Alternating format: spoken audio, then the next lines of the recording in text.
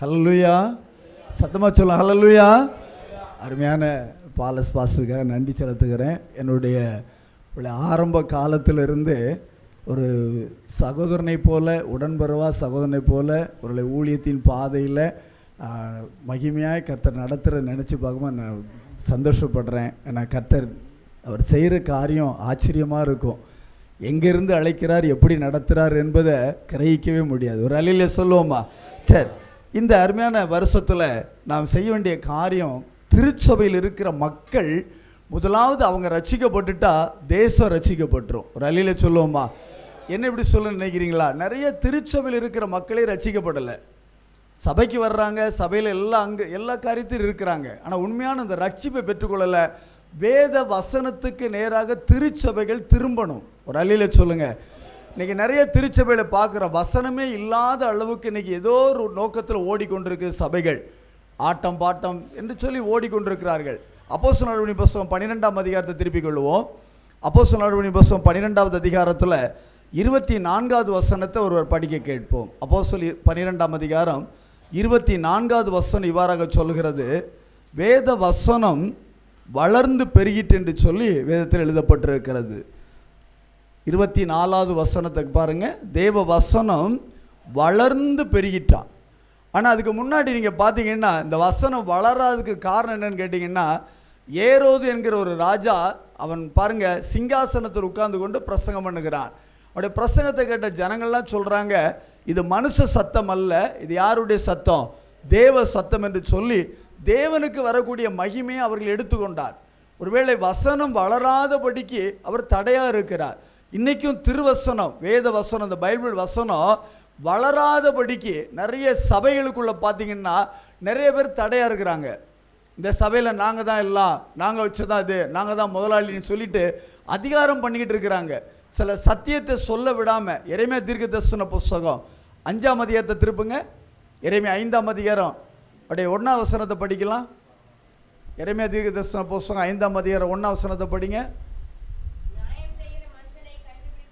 நியாயம் செய்கிற மனுஷனை கண்டுபிடிப்பீர்களோ? நல்லா கவனிங்க. சத்தியத்தை தேடுகிறவர்கள் உண்டோ என்றும் எருசலேமின் தெருக்களிலே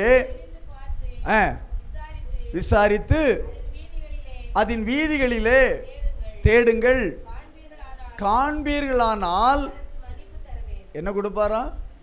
சொல்லுங்க. யாருக்கு மன்னிப்பு கொடுப்பாரு? யாருக்கு? சத்தியத்தை தேடுறவங்களுக்கு. சர்ச்சுக்கு வர்றவங்கள சொல்லலை. சர்ச்சுக்கு எதுக்கு வரணும் தெரியுமா? சத்தியத்தை கேட்கத்தான் வரணும். இன்றைக்கி ஏதோ ஒரு ஞாயிற்றுக்கிழமை கோயிலுக்கு போகிற மாதிரி போயிட்டு வந்துகிட்டு இருக்கும். அதல்ல கிறிஸ்தவம். சங்கீதம் 1ஆம் சங்கீதத்தில் படிச்சிங்கன்னா, கர்த்தருடைய வேதத்தில் இரவும் பகலும் பிரியமாக இருந்து தியானிக்கிற மனுஷன் பாக்கியவான். இரவும் பகலும். இன்றைக்கி நிறைய கிறிஸ்தவங்க பைபிளை திறக்கதே கிடையாது, பைபிள் படிக்கதே கிடையாது. ஞாயிற்றுக்கிழமை சர்ச்சுக்கு போவோம், எல்லாம் பண்ணுவோம், ஆனால் பைபிள் திறக்கிறது இல்லை. அப்போ வசனத்துக்கு நேரான ஒரு எழுப்புதல் நம்ம நாட்டில் உண்டாகணும். அல்லையிலே சொல்லுங்க, சத்தமாக சொல்லுங்க. வருமா வராதா? நீங்கள் சொன்னாலும் சொல்லனாலும் நினைக்காட்டினாலும் ஆண்டவர் நிச்சயத்தான் செய்ய போகிறாரு. அவர் செய்கிறத யாருமே தடுக்க முடியாது. வேத வசனம் வளர வேண்டும், வசனம் பெருகணும். அப்போ தான் அவருடைய வருகைக்கு திருச்சபை ஆயத்தமாக முடியும். இந்த 2025 வருஷத்துக்கு வந்துட்டீங்க. திருச்சபை எடுத்துக்கொள்ளப்படுற காலம் நெருங்கியாச்சு. அது எப்போன்னு யாருக்கும் தெரியாது. ஆனால் சபை ஆயத்தமாக இருக்குதா? சொல்லுங்க. அப்படின்னா நீங்கள் ஆயத்தம் இல்லை, அப்படித்தானா? நீங்கள் ஆயத்தம் இல்லையா? இயேசு வருவார், கண்டிப்பாக வருவார், யாரும் தடுக்க முடியாது. ஏன்னா சொன்னபடியே என்று வேதம் சொல்லு. சொன்னபடியே அவர் பிறந்தாரா பிறக்கலையா? 25 கொண்டாடியாச்சு. ஆமாம் தானே? வருஷம் 25 வந்தால் எல்லாருக்கும் என்னதுதான்? ஒரே புத்தாடை, சாப்பாடு, இதுதான் ஓடிக்கிட்டு இருக்கு. லைட்டை போடு, அதை போடு, இதை போடுன்னு சொல்லி எங்கே பார்த்தாலும் சபைகளில் பயங்கரமாக பணத்தை செலவு பண்ணுறாங்க. அந்த பணத்தை எவ்வளவோ மக்கள் நம்ம பக்கத்தில் பார்த்தீங்கன்னா ஆண்டவர் அறியாமல் இருக்காங்க, கஷ்டத்தில் இருக்காங்க, அவங்களுக்கு ட்ரெஸ் இல்லாமல் இருப்பாங்க. அவங்களுக்கு உதவி செய்யலாம். அவங்களுக்கு கொண்டே கொடுத்து, இயேசு உங்களுக்காக பிறந்தார், உங்கள் பாவ சாபத்தை ஏற்றுக்கொண்டார் சொல்லி அவங்களுக்கு நம்ம என்ன செய்யணும்? ஒரு சாப்பாடு கொடுக்கலாம், ட்ரெஸ்ஸு கொடுக்கலாம். நாமே என்ன செஞ்சிட்டு இருக்கோம்? சொல்லுங்கள், என்ன கவனிங்க எல்லாரும். நாமே சபைகள் பூரா இன்றைக்கி அப்படித்தான் நடந்துக்கிட்டு இருக்கு. அப்படி செய்திருந்தால் இன்னைக்கு உலகமே மாறி இருக்கணும். அல்லேலூயா. சத்தமாக சொல்ல அல்லேலூயா. அருமையான தேவனுடைய பிள்ளைகளே, இப்போ நம்ம அதுக்காக குறிப்பாக ஒரு 5 நிமிஷம் நம்ம ஜெபிக்க போகிறோம். ஏன்னா வசனத்தை மக்கள் இன்னைக்கு பார்த்தீங்கன்னா பைபிளை படிக்கிறதே கிடையாது, பைபிளை திறக்கிறதே கிடையாது. இன்னையிலிருந்து ஒரு தீர்மானம் எடுக்கணும். என்ன கவனிங்க, இன்னும் 1ஆம் தேதியிலிருந்து நீங்கள் ஒரு தீர்மானத்தோடு போகணும். பைபிளை நான் கருத்தாக படிக்க போகிறேன். இந்த புஸ்தகத்தை 66 புத்தகத்தையும் ஒரு முறை படிச்சிருக்கேன்னு சொல்கிறவங்க மட்டும் கையை தூங்க பார்க்கலாம். இவ்வளோ பேர் வந்திருக்கிறீங்க, ஒரு முறை கூட நான் படிக்கலை. நமக்கெல்லாம் பேர் என்ன பேர்? கிறிஸ்தவன், வேதக்காரன்.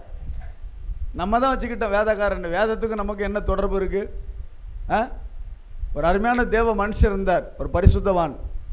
முழங்காலில் நின்று 200 முறை பைபிளை படித்தாராம். இந்த பைபிளை 200 முறை படிச்சிருக்காரு. இன்னும் ஒரு முறை கூட படிக்கலை. நம்மெல்லாம் சர்ச்சைக்கு போகிறோம்.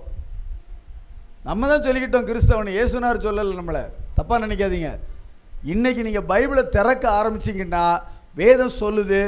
ஒரு வெளிப்படுத்த 3:8 படித்து பார்த்தீங்கன்னா உங்களுக்கு முன்பதாக இந்த வசனத்தை கை கொண்டு நடந்தால் திறந்த வாசலை வச்சுருக்காராம். ஒரு அல்லையே சொல்லுங்க, சத்தமாக சொல்லுங்க. நிறைய சபைக்கு வர்ற போகிறோம் தூங்கத்தான் வருது. சர்ச்சுக்குள்ளே பாருங்கள், ஒரே தூக்கம்.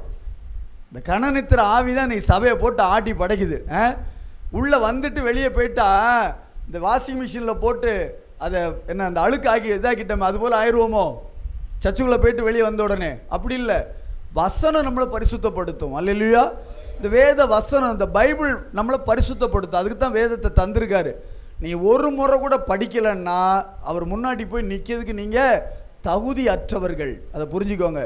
ஆனால் தயவு செய்து பைபிளை நீங்கள் படிங்க. எங்கள் வீட்டில் அந்த காலத்தில் பைபிளே கிடையாது, ஆனால் கிறிஸ்தவ குடும்பம்தான். 1985 வருஷம் குற்றால தோத்திர பண்டிகையில் ஒரு 120 ரூபா அன்னைக்கு ஒரு பைபிள் வாங்கினா. அந்த 120 ரூபா வாங்க முடியாத நிலைமையில் கஷ்டப்பட்டு ஒரு பைபிள் வாங்கினேன். இன்றைக்கி கையில் வச்சுருக்கேன் அந்த பைபிள். பல ஆண்டுகள் ஆயிடுச்சு, இன்றைக்கும் என் கையில் இந்த வேத புத்தகம் இருக்குது. அந்த பைபிளை திறக்க நல்லா கவனிங்க. உங்கள் பைபிள் அழுக்காக உங்கள் இருதயம் வெண்மையாய் மாறிக்கிட்டு இருக்கு. ஒரு அலையில சொல்லுங்க பார்க்கலாம். நம்ம பைபிளை அழுக்காக்குன்னா நான் சொல்கிறேன், தூசி இல்லை, அது இல்லை. திறந்து படிக்கணும். அருமையான ஒரு தேவ ஊழியக்காரர் இருந்தார். அந்த தேவ மனுஷன் கையில் எப்பவும் பார்த்தீங்கன்னா டிஷ்யூ பேப்பர் வச்சுருப்பார். கண்ணீர் வரும், அப்படியே பைபிளை படித்தா வரும். தொடச்சி போடுவார். பைபிளை படித்து அப்படியே கண்ணீர் விட்டு பைபிள் பூரா பார்த்தீங்கன்னா அவர் கண்ணிலேருந்து இந்த கண்ணீர் பட்ட இடம் தான் நிறைய இருக்கும். அந்த அளவுக்கு பாரத்தோட பைபிளை படித்தாங்க. பாரத்தோட பைபிளுக்கு இடம் கொடுத்தாங்க. நன்மையான தேவனுடைய பிள்ளைகளை, வேதத்தை நேசிக்கிறவர்களுக்கு மிகுந்த சமாதானம் உண்டு, அவர்களுக்கு இடரல் இல்லை. ஏன் இன்னைக்கு வாழ்க்கையில் இடரல், ஏன்னைக்கு வியாதி, ஏன் பிரச்சனை? வேதத்தை நம்ம நேசிக்கிறது கிடையாது. பேர் தான் வேதக்காரன். வேதத்துக்கு நமக்கு என்ன சம்மந்தம் சொல்லுங்க பார்க்கலாம். என்ன எப்படி பார்க்குறீங்க? வேதத்துக்கு நமக்கு எதாவது சம்மந்தம் இருக்கா? வேதத்துக்கு புறமானதை பூரா செய்வோம், அப்படி தானே? நாள் பார்ப்போம், வட்டிக்கு கொடுப்போம், எல்லா கிறிஸ்தவனும் எல்லாம் செஞ்சுக்கிட்டு இருக்கான். இந்த வேதம் சொல்கிறத எதாவது செய்தோமா? சங்கீதக்காரன் என்ன சொல்கிறார்? 119:1 சொல்கிறார், வேதத்தின்படி நடக்கிற உத்தம மார்க்கத்தார் பாக்கியவான்கள். அவங்க தான் இந்த வருஷம் பாக்கியம் பெற்றவங்களாம். நீங்கள் மாறணும்னா வேதத்துக்கு நேராக திரும்புங்கள். அல்லையிலே சொல்லுங்க, சத்தமாக சொல்லுங்க. அது இப்போ நிறைய சபைகள் எப்படி தெரியுமா? 10 நிமிஷம் தான் பிரசங்கமே. இந்த சபை தேருமான்னு கேட்கேன். ஸ்கூலுக்கு போகிற பிள்ளை ஸ்கூலில் போய் காலையிலேருந்து சாயங்காலம் வரைக்கும் பாடத்தை படிக்கணும், ஒவ்வொரு கிளாஸ் அட்டன் பண்ணணும், அப்படி தானே? அது சும்மா போயிட்டு ஒரு அரை மணி நேரம் இருந்துட்டு வந்தால் அந்த பிள்ளை தேருமா? இது போல் இன்றைக்கி சபைகள் நடந்துக்கிட்டு இருக்கு. நிறைய சர்ச்சில் பார்த்தீங்கன்னா 10 நிமிஷம் தான் பிரசங்கமே. என்ன பிரசங்கம் பண்ண முடியும் சொல்லுங்கள்? ஆவியானவர் சபைக்கு சொல்லுகிறதை காதுள்ளவன் ஆவியானவர் சொல்லணும். அப்போ பைபிளை எழுதி கொடுத்தவர் ஆவியானவர். இந்த ஆவியானவருக்கு நீங்கள் இடம் கொடுத்தால், இன்றைக்கி ஆவியானவர் அது குறித்து தான் பேச போகிறார். நல்லா கவனிங்க. நிறைய காரியங்களில் நம்ம எப்படி இருக்கிறோம் என்பதை நம்ம மாற்றிக்கிட்டோம்னா நிச்சயமாக நீங்கள் பாக்கியம் பெற்றவர்கள். அல்லேலூயா, சத்தமாக சொல்ல அல்லேலூயா. பாக்கியம் பெற்ற குடும்பம். நம்ம என்ன நினைக்கோம்னா கோடிக்கணக்கில் பணம் வச்சுக்கிறோம் பாக்கியவான், கார் பங்களா வச்சு. இல்லை, படுத்தா தூக்கம் வராது அவனுக்கெல்லாம். தண்ணி அடிக்கணும், இல்லை மாத்திரை போடணும், அப்போ தான் தூக்கம் வரும். நமக்கு அப்படி கிடையாது. சும்மா இங்கே படுத்தாலே தூக்கம் நல்லா வரும். ஏன்? நமக்குள்ளே ஒருத்தர் இருக்கார். அவர் தானே இருக்காரா? வசனம், ஆதியிலே வார்த்தை இருந்த, அந்த வார்த்தை தேவனிடத்தில், இந்த வார்த்தை தேவனாக இருந்தேன்னு வசனம் சொல்லுத. அந்த தேவன் வார்த்தையாக இருக்கிறார். அதுக்கு தான் பைபிளை தந்திருக்கார். அல்லையிலே சொல்லுங்க, சத்தமாக சொல்லுங்க. ஒரு 10 வருஷத்துக்கு முன்னாடி கவனிங்க, ஒரு கிராமத்துக்கு நாசரேத் பக்கத்தில் முழுவர ஜெபம் நடத்த போயிருந்தோம். இந்த முழுவர ஜெபத்தில் ஒரு பெரிய சர்ச்சு, அது ஒரு தூணை கட்டி பிடிக்கனால 5 பேர் இருந்தால் தான் அவ்வளோ பெரிய சர்ச்சு, அவ்வளோ பெரிய தூண்லாம் நிறையா இருக்குது. அங்கே நிறைய பேர் வந்திருந்தாங்க. ஒரு பாட்டியம்மா, அவங்களுக்கு எப்படி ஒரு 80 வயசு இருக்குன்னு நினைக்கிறேன். முன் பகுதியில் சேர் போட்டு உட்காந்துருந்தாங்க. கையில் பெரிய பைபிள் வச்சுருந்தாங்க. நல்லா கவனிங்க, அந்த பாட்டியம்மாவுக்கு 80 வயசு இருக்கும். பைபிளை முன்னாடி திறந்து வச்சு ஆரம்பத்திலிருந்து முடித வரைக்கும் அந்த சீட்டை விட்டு எழும்பவே இல்லை அந்த பாட்டியம்மா. ஒரு அலையில சொல்லுங்க, சத்தமாக சொல்லுங்க. முதல் பகுதி முடிஞ்சு 2வது பகுதிக்கு டீ கொடுத்தாங்க. நமக்கு டீ முறுக்கு சாப்பிடத்தானே முழுவதும் சவுத்துக்கே போவோம். நேற்று 1ஆம் தேதி மீட்டிங்கில் நிறைய சபைகளில் பார்க்குற நைட்டெல்லாம் பார்த்தீங்கன்னா டீ முறுக்கு எல்லாம் வந்துருச்சு.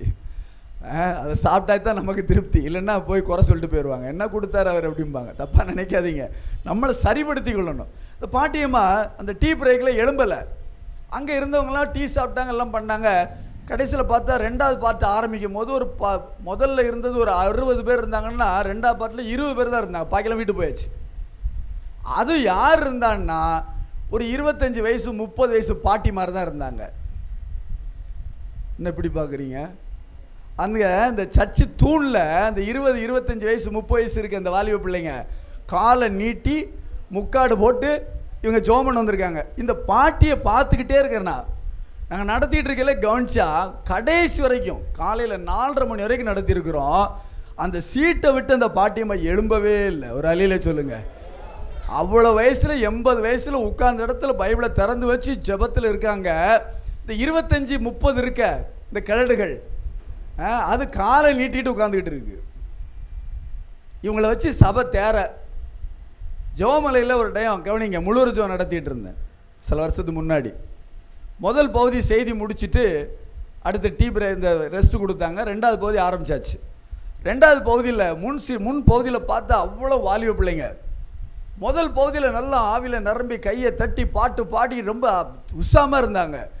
2வது பகுதி ஆரம்பித்தா முக்காடு இப்படி வந்து கிடக்கு முன்னாடி.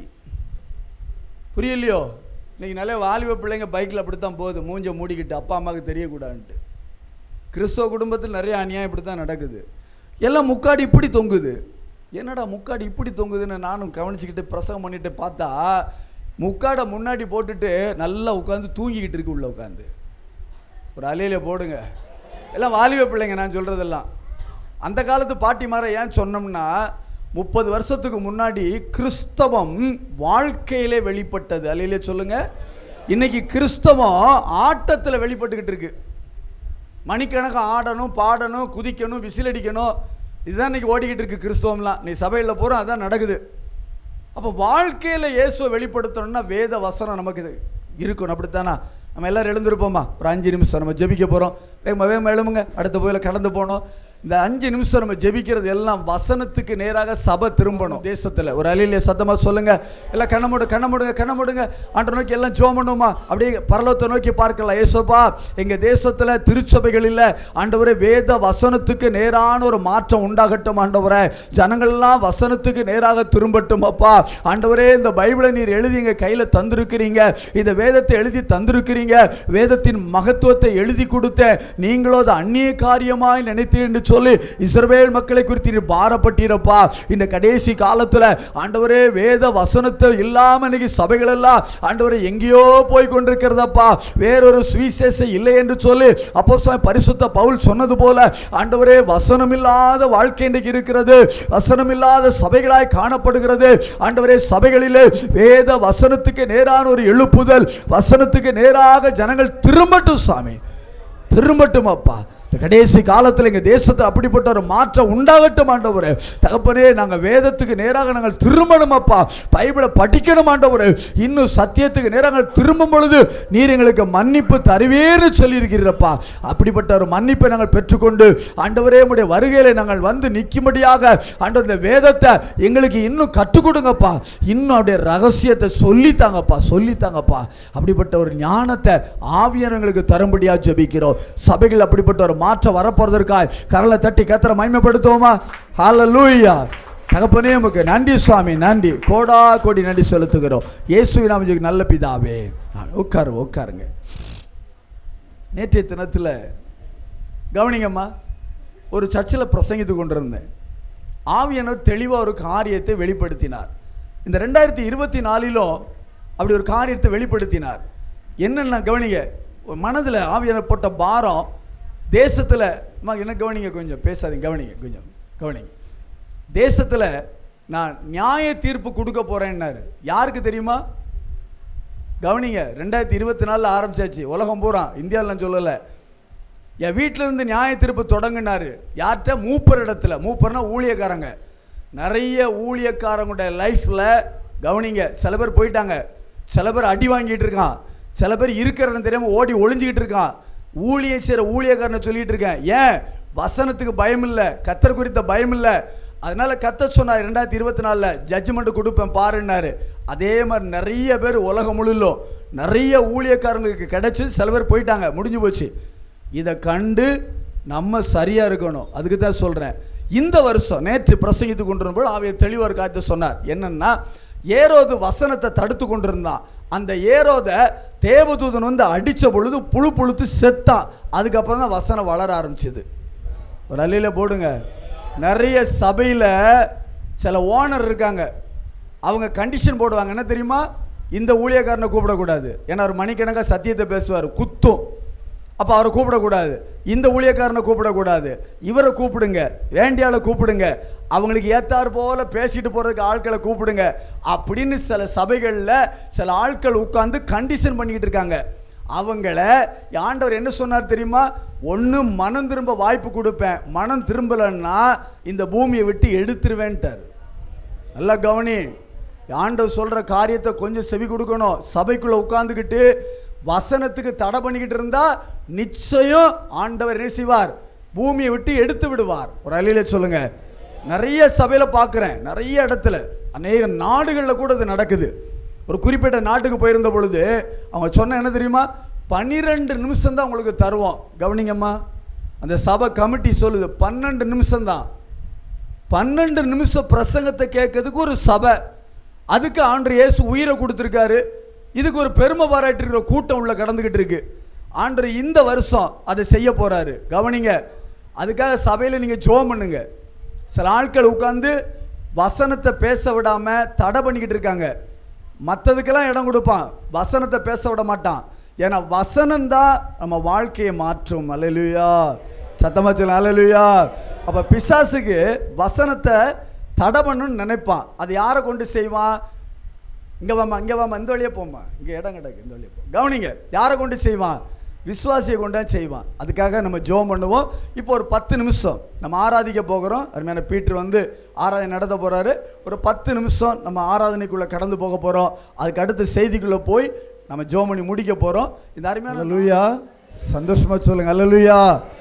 ஒருவேளை நான் சொல்லும் பொழுது கவனிங்க, வசனத்தை குறித்து பேசும் பொழுது வசனத்துக்கு நேராக சபை திரும்ப வேண்டும் என்று ஏன் ஆவியானவர் தெளிவுபடுத்துகிறாருன்னா, அப்படி திறப்புங்க. யோவான்ல சுவிசேஷம் 12ஆம் அதிகாரம் 48ஆம் வசனத்தை படிக்க கேட்போம்.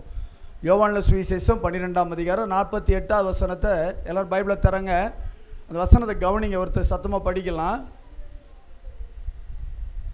யோவான் 12:48 தரங்க. நியாயம் தீர்க்கிறது ஒன்று இருக்கிறது, நான் சொன்ன வசனமே அவனை கடைசி நாளில் நியாயம் தீர்க்கும். அம்மா கவனிக்கிறீங்களா? ஏன் இவ்வளோ நேரம் வசனத்துக்கு நேரம் திரும்பணும்னு சொல்லிட்டு இருந்தோம்னா, உங்கள் கையில் தந்திருக்காரு பார்த்தீங்களா பைபிள். இந்த வசனத்தின்படி நீங்கள் வாழலைன்னா இந்த வசனம் உங்களை நியாயம் தீர்க்க போகுது. இயேசு கிறிஸ்து நியாயம் தீர்க்க மாட்டார் யாரையும். உங்கள் கையில் இருக்கிற பைபிள் தான் நியாயம் தீர்க்க போகுது, வசனம். அதுக்கு தான் வசனத்தை படிக்கணும், வசன நேரம் திருச்சபை திரும்பணும்னு சொன்னேன். குறைஞ்சபட்சம் ஒரு நாளைக்கு ஒரு 5 அதிகாரமாவது நீங்கள் பைபிளை படிக்கலைன்னா உங்களுக்கும் இயேசுனாருக்கும் எந்த தொடர்பும் கிடையாது. கவனிங்க கொஞ்சம். எல்லாத்துக்கும் இன்றைக்கி நம்ம இடம் கொடுக்குறோம், ஆனால் பைபிளுக்கு இடம் கொடுக்கறது இல்லையே. அப்போஸ்தலர் 13ஆம் அதிகாரம் 44 வசனத்தை படிங்க. அப்போஸ்தலர் 13:44. அப்போஸ்தலர் 13:44மா. அடுத்த ஓய்வு நாளிலே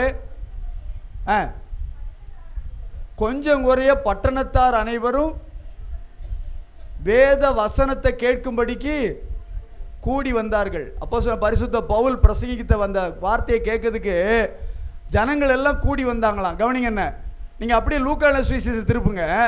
அங்கே 15ஆம் அதிகாரம் அப்படியே 2ஆம் வசனத்தை படிக்கலாம். 15:1 படிங்க. லூக்கான சுவிசேஷம் 15:1 படிங்க.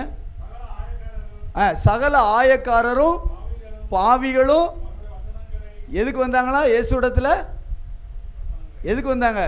அப்போ சர்ச்சுக்கு எதுக்கு போகிறோம்? வசனம் கேட்கத்தான் போகிறீங்களா? உண்மையில் இல்லை போகிறீங்களான்னு கேட்டேன். கொஞ்சம் வசனம் நிறஞ்சி போயிடுது, குத்திச்சுன்னா அடுத்த முறை பால்ராஜை உள்ளே விட்டுறாதீங்க. கமிட்டி போடுவான். நீ கமிட்டி போட்டாலும் சரி, நீங்கள் என்ன பண்ணாலும் சரி, சொல்ல வேண்டியது எங்கள் வேலை, சொல்லிட்டு போய்கிட்டே இருப்போம். ஒரு நாள் அவர் முன்னாடி போய் நிற்பீங்க, அன்றைக்கி கேட்பார். அன்றைக்கி உங்களை பார்த்து கேட்கும்போது அன்றைக்கி தலை குனிஞ்சு நிற்கணும், அவமானப்பட்டு நிற்கணும். அதுக்கு தான் இவ்வளோ வாய்ப்பு தாராரு. ஒரு அலையிலே சொல்லுங்கள். அப்படியே லூக்கான சுவிசேஷம் 21:38 படிங்க. லூக்கா 21:38. ஜனங்கள் எல்லாரும் எப்போ வந்தாங்களா? நேத்தைக்கு. கவனிங்க, இன்னைக்கு இந்த காலையில் 12 மணிக்கு ஏன் சர்ச்சில் போய் உட்கார்ந்துருக்கணும் சொல்லுங்க? இந்த புது வருஷம் நியூ இயர் வந்தாலே 12 மணி 11க்கு ஆரம்பித்து 4 மணி வரைக்கும் உட்காந்து வில்லடிக்காங்க. அன்றைக்கி நைட்டு பூரா சர்ச்சில் உட்காந்தாச்சுன்னா அந்த வருஷம் பூரா நமக்கு என்ன கிடைக்கும்? ஆமாம், அப்படி தான் வேதத்தில் சொல்லியிருக்கு. அப்படி தானே? நேற்று நான் கேரளா போயிட்டு இருக்கும்போது போகிற பாதையில் ஒரு இடத்துல பார்த்தேன், குடும்ப கூடுகை எல்லாம் ஆண்டவர் அறியாதவர்கள் குடும்பமாக உட்காந்துருக்காங்க. பிள்ளைங்க, கணவன், மனைவிலாம் உட்காந்து அந்த புது வருஷத்தை வரவேற்க உட்காந்துருக்காங்க. இன்னும் சிட்டிக்குள்ளே போனீங்கன்னா ஸ்டார் ஹோட்டல்லாம் பார்த்தீங்கன்னா இந்த நைட்டு, அந்த நியூ இயர் நைட்டு என்ஜாய் பண்ணுறதுக்குன்னு சொல்லி குடித்தனமாக உட்காந்து நல்ல தண்ணி அடித்து என்ஜாய் பண்ணுற ஒரு கூட்டம். இப்படி விதவிதமான கூட்டங்கள் அந்த 1ஆம் தேதி நைட்டில் அதை என்ஜாய் பண்ணுது. சந்தோஷமாக இருக்கணுமா? ஏன் சந்தோஷம்?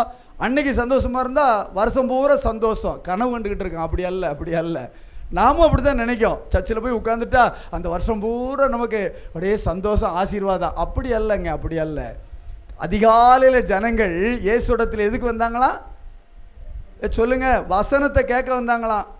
இந்த வருஷம், இந்த கிறிஸ்மஸுக்கு, பண்டிகைக்கு, இந்த நியூ இயருக்கெல்லாம் பாருங்கள், சர்ச்சு நிரம்பி வழியுது, இடமே காணாது. அப்படி தானா? வராதவங்களாம் அன்றைக்கி வந்துடுவான் சர்ச்சுக்கு. அப்படி தானே? கூட்டமே நிரம்பும், இருக்க இடமெல்லாம் இடிச்சிக்கலாம் உட்காந்துருப்பாங்க. ஏன் அன்னைக்கு வந்தால் மட்டும் இதெல்லாம் கிடச்சிட போதா? இல்லை. டெய்லி அனுதினமும் காலையில் நீங்கள் வேதத்தை திறந்தீங்கன்னா இந்த வேதம் உங்களோடு கூட பேசும். ஒரு அலையிலே சொல்லுங்கள். பேசுமா பேசாதா? பேசுகிற பைபிள் தான் நம்ம கையில் தந்திருக்கார். பேசாத வார்த்தை அல்ல.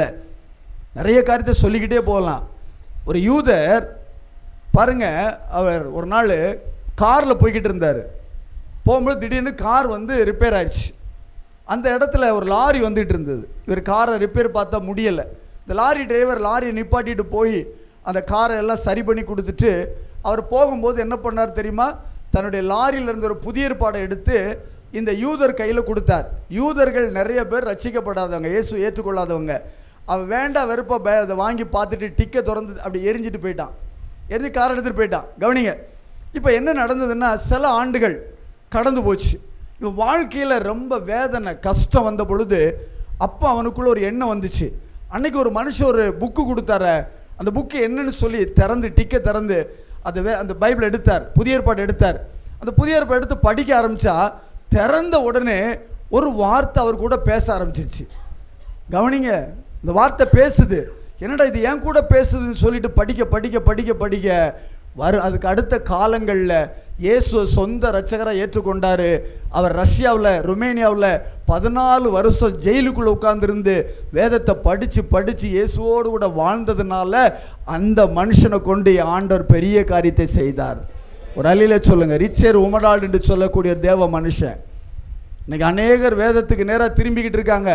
ஆனால் கிறிஸ்தவர் என்று சொல்கிற நாம் என்ன செய்யலை? வேதத்துக்கு நேராக திரும்பணும். அதுக்கு தான் ஆண்டவர் நம்ம கூட பேசுகிறாரு. இன்னைக்கு ஆண்டோட சத்தியத்தை கேட்க போகிறோம், ஆவியான பேசுகிற கேட்க போகிறோம். என் அன்பு தேவனுடைய பிள்ளைகளே, சந்தோஷம் ஒரு அலையில சொல்லுங்க.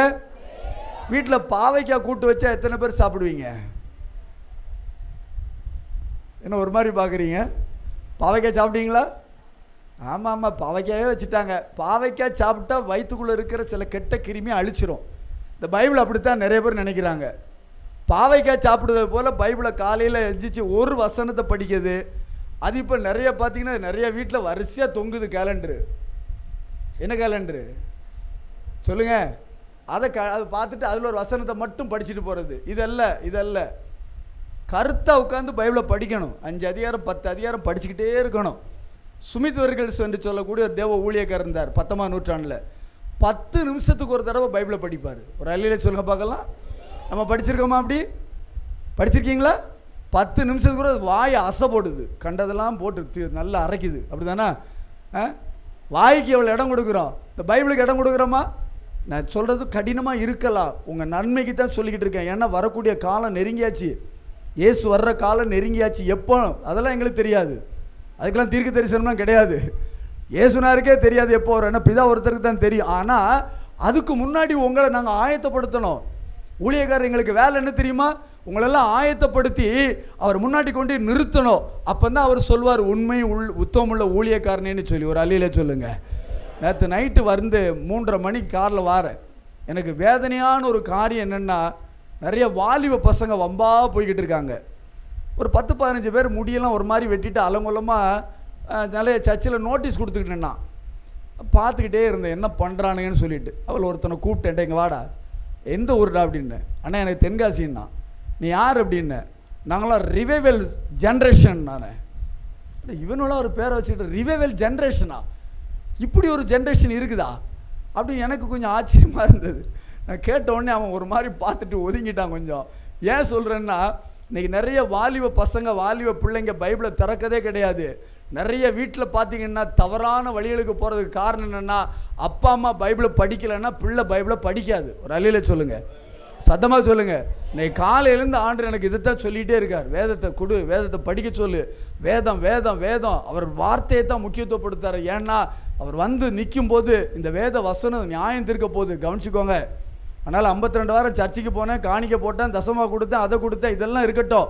இது முக்கியமல்ல, வேதமும் உங்களுக்கு உள்ள உறவு சரியாக இருக்கணும். அல்லையிலே சொல்லுங்கள். நைட்டில் தூக்கத்தில் கிடந்து சிலது கதறிக்கிட்டு அழுதுகிட்டு கிடக்கு. ஏன்னா கெட்ட கெட்ட சொப்பனை வருதான். அதுக்கு இந்த பைபிள் என்ன செய்யுது? நிறைய தலைமாட்டுக்குள்ளே தான் உட்காந்துருக்கு பைபிள். ஏன்னா மூளைக்குள்ளே நேராக உள்ளே போயிடும் கனெக்ஷனில். அப்படி தானே? படிங்க, தயவுசெய்து பைபிளை படிங்க. சரி, நம்ம எல்லோரும் இப்போ ஒரு 2 நிமிஷம் எல்லோரும் எழுந்திருப்போம், சத்தியத்தை கேட்டு ஜெபம் பண்ணி முடிக்க போகிறோம். தயவுசெய்து கொஞ்சம் வருத்தப்பட்டுக்காமல் எழும்பிக்கலாம். என்ன, கொஞ்சம் நைட்டெல்லாம் முழிச்சிருப்பீங்க, நைட்டு ஒரு வேளை 3 மணி 4 மணி தான் வீட்டிலே படுத்திருப்பீங்க. ஒரு எழும்ப முடியும் எழும்பிக்கோங்க. வயசானலாம் உட்காந்துக்கிடலாம். ஒரு 2 நிமிஷம் அப்படி எல்லாம் எழும்புங்க. கண்ணை மூடுங்க. எல்லாம் வாயை திறந்து சோத்திரம் பண்ணுவோமா? உன்னோட வாயை திறந்து எல்லாம் சோத்திரம் பண்ணலாம். வாயை விரிவாக தர, அதை நான் நன்மையினாலே நிரப்புவேன் என்று ஆண்டு சொல்லியிருக்கிறார். வாயை திறந்தாக்கித்தான் நன்மையினால் நிரப்புவார். வாயை திறந்து அவருடைய நாமத்தை மகிமைப்படுத்துவோமா? இயேசுவின் நாமம் இனிதான நாமோ, இணையில்லா நாமோ, இன்ப நாமோ, எங்கள் இயேசுவின் நாமோ இனிதான நாமோ, இணையில்லா நாமோ, இன்ப நாமோ. சாத்தானின் சேனையை கரலை தட்டி, சாத்தானின் சேனையை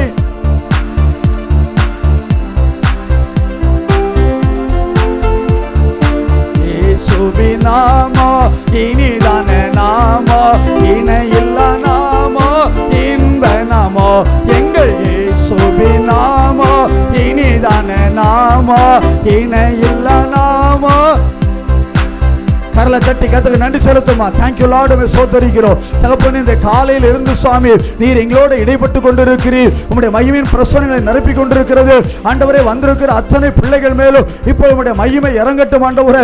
ஒவ்வொரு சரீரத்திலும் மகிமை இறங்குவதாக, கட்டுகள் உடைக்கப்பட்டவதாக, பலவீனங்கள் மறைவதாக, அசுத்த வல்லமைகள் விலகட்டும் ஆண்டவரே. சோர்வுபடுத்துகிற ஆவிகள் இயேசுவின் நாமத்தை மறைந்து போவதாக, பொல்லாத பாவ கிரியைகள் மறைந்து போகட்டும். சாபத்தின் வல்லமைகள் அழிக்கப்படுவதாக, மாந்திர வல்லமைகள் இயேசுவின் நாமத்தினால் நிர்மலமாகட்டும் சாமி. தகப்பனே, என் ஜனங்கள் நான் அளிக்கும் நன்மையினால் திருப்தி ஆவாங்கன்னு சொன்னீங்கப்பா. ஒவ்வொருவரும் திருப்தியாக்கி உடைய நன்மையினால் நிரப்பி அனுப்புவீராக. எங்களோட பேசும், நாங்கள் கேட்கிறோம். ஆவியானவர் வெளிப்படும். இயேசுவின் நாமத்தில் நல்ல பிதாவே, ஆமென். இந்த நாளிலே, இந்த வருஷத்துல ஒருவேளை நீங்க அநேக வாக்குத்தத்தங்களை சபையில பெற்றிருப்பீங்க. ஒருவேளை வாக்குத்தத்த செய்திகள் எல்லாம் நீங்க கேட்டிருப்பீங்க. இன்னைக்கு ஆண்டவர் ஒரு வித்தியாசமான ஒரு காரியத்தை நம்மோட பேச விரும்புகிறார். காலையில் அதிகாலை வேளையிலே வேத வசனத்தை கொண்டு ஆண்டவர் சில காரியத்தை ஒரு சபையில் பேசினார்.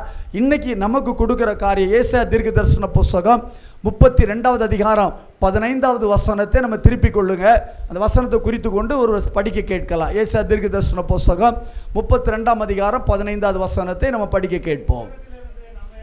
உன்னதத்திலிருந்து நம்மேல் ஆவி ஊற்றப்படும் மட்டும் அப்படியே இருக்கும். போதும், கவனிங்க. அருமையான தேவனுடைய பிள்ளைகளே, ஏசாயா தீர்க்கதரிசியை கொண்டு ஆவியானவர் சொல்ற காரியம் என்னன்னா, உன்னதத்திலிருந்து ஆவி ஊற்றப்படும் மட்டும் அப்படியே இருக்கும். அப்படி என்றால் அதுக்கு பின்னாடி சில காரியம் இருக்கிறது, அதை நம்ம பார்க்கலாம். கவனிங்க, என்ன கவனிங்க. ஆவி ஊற்றப்பட வேண்டும். இயேசு இந்த உலகத்தில் வாழ்ந்த காலத்தில் பார்த்தீங்கன்னா தன்னுடைய அருமையான சீசர்கள் 12 பேரை கூப்பிட்டு அவர் சொல்லார். லூக்கால சுவிசேஷம் 24ஆம் அதிகாரத்தை சொல்லுகிறார், நான் போறேன், நான் போய் தேற்றரவாளிக்க பரிசுத்தாவியை அனுப்ப போறேன், அந்த வாக்குத்தத்தம் பண்ணப்பட்டதை நீங்க பெற்றுக்கொள்ளும் வரைக்கும் எருசலேமிலே காத்திருங்கள். ஒரு அலையில சொல்லுங்க, சத்தமா சொல்லுங்க, நீங்க காத்திருங்கப்பா என்று சொல்லிட்டு அவர் போயிட்டாரு. நான் போனாக்கித்தான் அந்த ஆவியானவர் வருவார், பூமிக்கு வருவார். என் அன்பு தேவனுடைய பிள்ளைகளை, இந்த பூமியை சிருஷ்டித்தவர் ஆவியானவர், இந்த பூமியில பல காரியங்களை பண்ணவர் ஆவியானவர். ஆனா இயேசு கிறிஸ்துவுக்கு அப்புறம் நிரந்தரமாக அந்த ஆவி ஊற்றப்பட வேண்டும். இதை ஏசாயா தீர்க்கதரிசியின் மூலமாக பல நூற்றாண்டுகள் முன்பதாக எழுதி வைத்த இந்த தீர்க்க தரிசன வசனம் என்ன? ஆவி நம்மேல் ஊற்றப்படும் மட்டும். ஒரு அழில சொல்லுங்க. ஏன் ஆவி ஊற்றப்படணும்? கவனிங்க, இல்லை கவனிங்க. நம்ம மேல ஆவி ஊற்றப்பட வேண்டும். சமீபத்தில் ஒரு பிரதர்கிட்ட பேசிக்கிட்டு இருந்தேன். அவர் சொன்னார், ஐயா எங்கள் சபையில் அவங்க என்ன சொல்கிறாங்கன்னா, நீங்கள் ஞானஸ்தானம் பெற்றுட்டீங்கனாலே ஆவியை பெற்றுட்டீங்க, அதனால் எந்த கூட்டத்தும் போகாதீங்க, போனீங்கன்னா உங்களை தவற நடத்துவாங்க அப்படி என்று எங்கள் போதகர் போதிக்கிறார் என்று சொன்னார். அப்படி அல்ல, நல்லா கவனிக்கணும். வேதம் சொல்லுகிறது, கடைசி நாட்களில் மாமிசமான யாவர் மேலே என் ஆவியை நான் ஊற்றுவேன். யாவர் மேல் என்றால் கிறிஸ்தவங்க மட்டும் அல்ல, இந்த உலகத்தில் இருக்கிற எல்லா ஜனங்கள் மேலும். அல்லையிலே சொல்லுங்க, எல்லார் மேலும் ஆவியை ஊற்றுவேன் என்று சொன்னார். ஏன் ஊற்றப்படணும்? ஜனங்கள் எல்லாரும் நாம் அவருடைய சாயலில் படைக்கப்பட்டிருக்கிறோம். அல்லையிலே சொல்லுவோமா? இயேசு தேவனுடைய சாயல் படைக்கப்பட்டபடினால் அவருக்கும் நமக்கும் உறவு இருக்கிறது.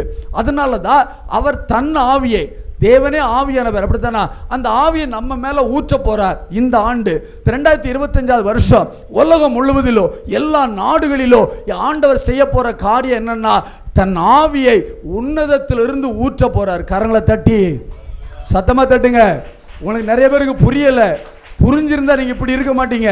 ஏன்னா ஆவி ஊற்றப்படாத பட்சத்தில் நம்ம வாழ்க்கையில எதையும் பெற்றுக்கொள்ள முடியாது, எந்த நன்மையை ருசிக்க முடியாது, விடுதலை பெற்றுக்கொள்ள முடியாது. வேதம் சொல்லுது, கர்த்தரே ஆவியானவே, கர்த்தருடைய ஆவி எங்கேயோ அங்கே விடுதலையும், விடுதலை அல்ல விடுதலையும்.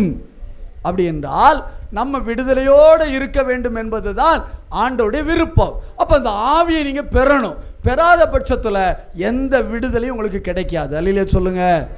சர்ச்சுக்கு போகிறது எதற்கு போகிறோம்னா நன்மையை பெற்றுக்கொள்ளத்தான் போகிறோம். இதெல்லாம் சர்ச்சில் கொடுக்கணும், சர்ச்சுக்குள்ளே பிரசங்கிக்கப்படணும் ஆவியை குறித்து, பரிசுத்தாவியை குறித்து. ஏன்னா பரிசுத்தாவி இல்லாமல் வேதம் கிடையாது, பரிசுத்தாவி இல்லாமல் இந்த உலகம் கிடையாது, பரிசுத்தாவியினர் இல்லாமல் எதையும் நீங்கள் ஆண்டவற்றை பெற்றுக்கொள்ள முடியாது. ஏன்? பிதா குமாரன் பரிசுத்தாவியன் மூவரும் ஒருவர் தான், ஒரே ஆண்டவர் தான். ஆனால் இந்த ஆவிக்கு ஏன் முக்கியத்துவம் கொடுக்கப்பட்டிருக்கிறது? இந்த ஆவி இல்லாமல் தேவனுடைய பிள்ளை நம்முடைய வாழ்க்கையில் நிறைய போராட்டங்களை சந்திக்கிறோம். ஒருவேளை இந்த உலகத்தில் பொல்லாத பிசாசு பாருங்க அநேக போராட்டங்களை கொண்டு வருகிறார். இதை ஜெயிக்கணும்னா நமக்குள்ள அந்த தேவ ஆவி இருக்கணும். அல்லையிலே சொல்லுங்க.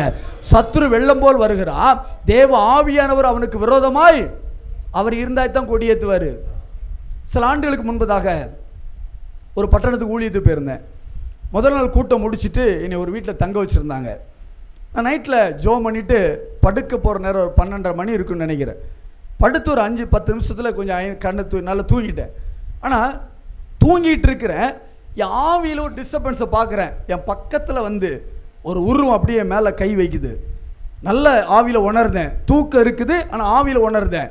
என் மேலே கை வைத்து என்னை தொட போகிற நேரத்தில் எனக்குள்ளே இருக்கிற அந்த பரிசுத்த ஆவியானவர் அவர் பேச பேச பேச அந்த ரூபம் அப்படியே விலகி போனதை கண்டேன். ஏன்னா அந்த பட்டணத்துக்குள்ள இருக்கிற பொல்லாத ஆவிகள், கவனிக்கணும், ஒரு ஊழியக்காரனை கர்த்தர் ஒரு நாட்டுக்கு ஒரு பட்டணத்துக்கு அனுப்புறாருன்னா அதுக்கு முன்னாடி அங்கே இருக்கிற ஆவிகள் எல்லாம் எகிர ஆரம்பிச்சிடும். ஏன் தெரியுமா?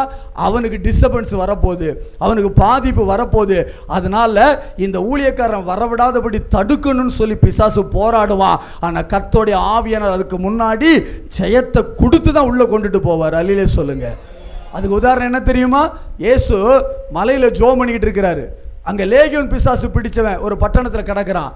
அவனை பாருங்க, கல்லை கரிச்சு கீறிக்கிட்டு கூக்குலிட்டுக்கிட்டு கிடக்கான், சுடுகாட்டில் கிடக்கிறான், செயினை போட்டு கெட்டி போட்டிருக்காங்க, யாரும் பக்கத்தில் போக முடியாது. ஆனால் இயேசு அவனுக்காக ஜெபம் பண்ணிட்டு இப்போ அந்த பட்டணத்தில் போய் கால் வச்சாரு.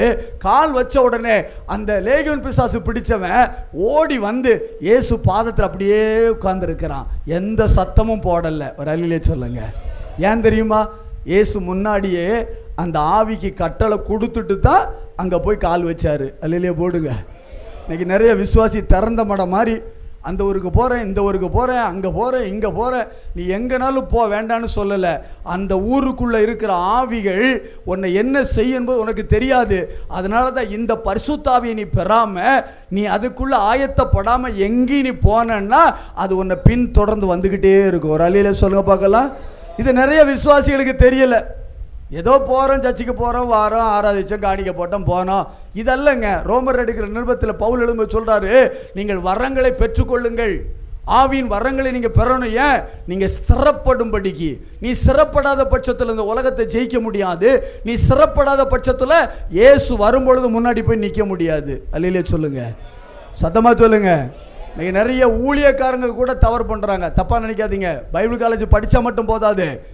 ஒரு ஊழியக்காரர் வந்து உலகத்தில் 10 லட்சம் மக்களை வச்சு சபை நடத்துகிறாரு. அவர்கிட்ட போய் கேட்டாங்க, எப்படியா நீங்கள் இப்படிலாம் நடத்துகிறீங்க, நீங்கள் எந்த பைபிள் காலேஜில் படிச்சிங்க? அவர் ஒரே ஒரு வார்த்தை சொன்னார், மரியாளுடைய பைபிள் காலேஜ். எது தெரியுமா? இயேசுடைய பாதம். ஒரு அல்லேலூயா சொல்ல மாட்டீங்களா? அங்கே நான் கற்றுக்கிட்டேன்னாரு. ஆவியானவர் இல்லாமல் எதையும் கற்றுக்கொள்ள முடியாதுங்க. ஆவியானவர் நம்ம கூட பேச ஆரம்பிப்பார். இங்கே போகாத, இதை பண்ணாத, கற்றுக் கொடுப்பார். நம்ம என்ன செய்கிறோம் தெரியுமா? நீ சபைகளில் வசனத்தை கேட்க கேட்க தூக்கம் தானாக வருது. காரணம் என்ன தெரியுமா? இந்த ஆவியை நீங்கள் பெறாததுனால தான். அல்லேலூயா சொல்லுங்க. இந்த ஆவி யாருக்கு சொந்தம்? இந்த பரிசுத்தாவி யாருக்கு சொந்தம்? சொல்லுங்க. சிஎஸ்ஐ காரனுக்கா, ஆர்சி காரனுக்கா, பெந்தேகோஸ்துக்கா, யாருக்கு சொந்தம்? எல்லாருக்கும் சொந்தம். கரலை தட்டி கர்த்தரை மகிமைப்படுத்துங்க, சத்தமாக தட்டுங்க. இந்த ஆவியை நிறைய பேர் என்ன செய்யறோம் தெரியுமா? உதாசனப்படுத்துகிறோம். இது அவங்களுக்கு சொந்தம், இது அவங்களுக்குரியவங்க. ஒரு அந்நிய பாஷை பேசிட்டா அவனை ஒரு மாதிரி பார்க்கறது, பைத்தியக்கார மாதிரி பார்க்கறது, இது அல்ல. இன்னைக்கு தெளிவாக காரியங்களுக்கு வெளிப்படுத்த போறாரு. உன்னதத்திலிருந்து ஆவி நம்மேல் ஊற்றப்படும் மட்டும் என்று வேதம் சொல்லுகிறது. அப்போ அந்த ஆவியை பெற்றுக்கொள்ளுங்கன்னு சொல்லி ஆண்டவர் அப்போஸ்தலருக்கு சொல்லிட்டு போனது போல நமக்கும் இன்னைக்கு சொல்ற காரியம் என்னன்னா, நீங்கள் அமர்ந்திருந்து இந்த பரிசுத்தாவியை பெற்றுக்கொள்ளாத பட்சத்தில் இயேசுநாதருக்கு நமக்கு எந்த தொடர்பும் கிடையாது. அல்லேலூயா வரமாட்டேங்குது. அந்த காலத்தில் ஆவியானவர் பாடல் எழுத சொல்வார். சாரணவரோஜமா பாட்டு எழுதுவாங்க. 40 நாள் ஆண்டோடைய பாதத்தில் விழுந்து கிடந்து உபவாசம் பண்ணி ஜெபம் பண்ணுவாங்க. ஆவியானவர் கொடுக்க கொடுக்க கொடுக்க ஒன்றொன்னா வாங்கி 40 நாள் ஒரு பாட்டு பாடி எழுதுறதுக்கு 40 நாள் ஆவியானவர். இன்னைக்கு பாருங்க, சினிமாக்கார மாதிரி பாட்டை போட்டு, சினிமாக்கார மாதிரி ட்ரெஸ்ஸை போட்டு குதி குதின்னு ஆடுறான், டான்ஸ் ஆடுறான். பின்னாடி வாலிப பிள்ளைங்க டான்ஸு. இதை ஒரு கூட்டம் பின்பற்றி போய்கிட்டு இருக்கு. நல்லா கவனி. இந்த கூட்டத்தை நரகத்துக்கு கொண்டு போறதுக்கு சாத்தா ரெடியா இருக்கிறான். இந்த கூட்டத்தில் நீங்களோ உங்க பிள்ளைகளோ இருந்தால் மனம் திரும்புங்கள். ஒரு அல்லேலூயா சொல்லு, சத்தமா சொல்லு. கடைசி காலத்தில் இங்கே இருக்கிறார், அங்கே இருக்கிறார் சொல்லுவாங்க, நம்பாதீங்கன்னு இயேசு சொல்லியிருக்காரு. இன்னைக்கு நிறைய ஊழியக்காரன் சொல்லிட்டு இருக்கான், நாங்கள் தான் இயேசுடைய பிள்ளை, நாங்கள் தான் ஊழியக்காரங்கன்னு சொல்லி இன்னைக்கு வேற மாதிரி திசை திருப்பிக்கிட்டு போயிட்டு இருக்கான். இந்த ஆவியை நாம் ஏன் பெற வேண்டும்? ஒரு 4 காரியத்தை வேகமாக உங்களுக்கு காட்டி கொடுத்துட்டு வேதம் நிறைய சொல்லுது. ஆனால் ஆவியர் சொன்னதை மட்டும் சொல்லிட்டு நான் ஜெபிக்க போகிறேன். முதலாவது காரியம், அதே 32ஆம் அதிகாரம் 15ஆம் வசனத்தை படிக்க கேட்போம். ஏசாயா 32:15 வசனத்தை படிக்க கேட்போம். உன்னதத்திலிருந்து நம்மேல் ஆவி ஊற்றப்படும் மட்டும் அப்படியே இருக்கும்.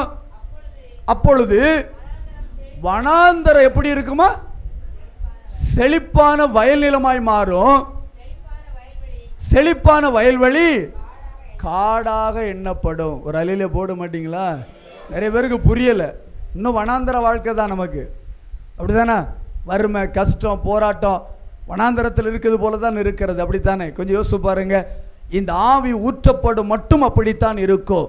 ஆவி ஊற்றப்பட்டதுக்கு அப்புறம் வனாந்தரம் செழிப்பான வயல் நிலமாய் மாறும். ஒரு அலையில சொல்லுங்க, சத்தமா சொல்லு.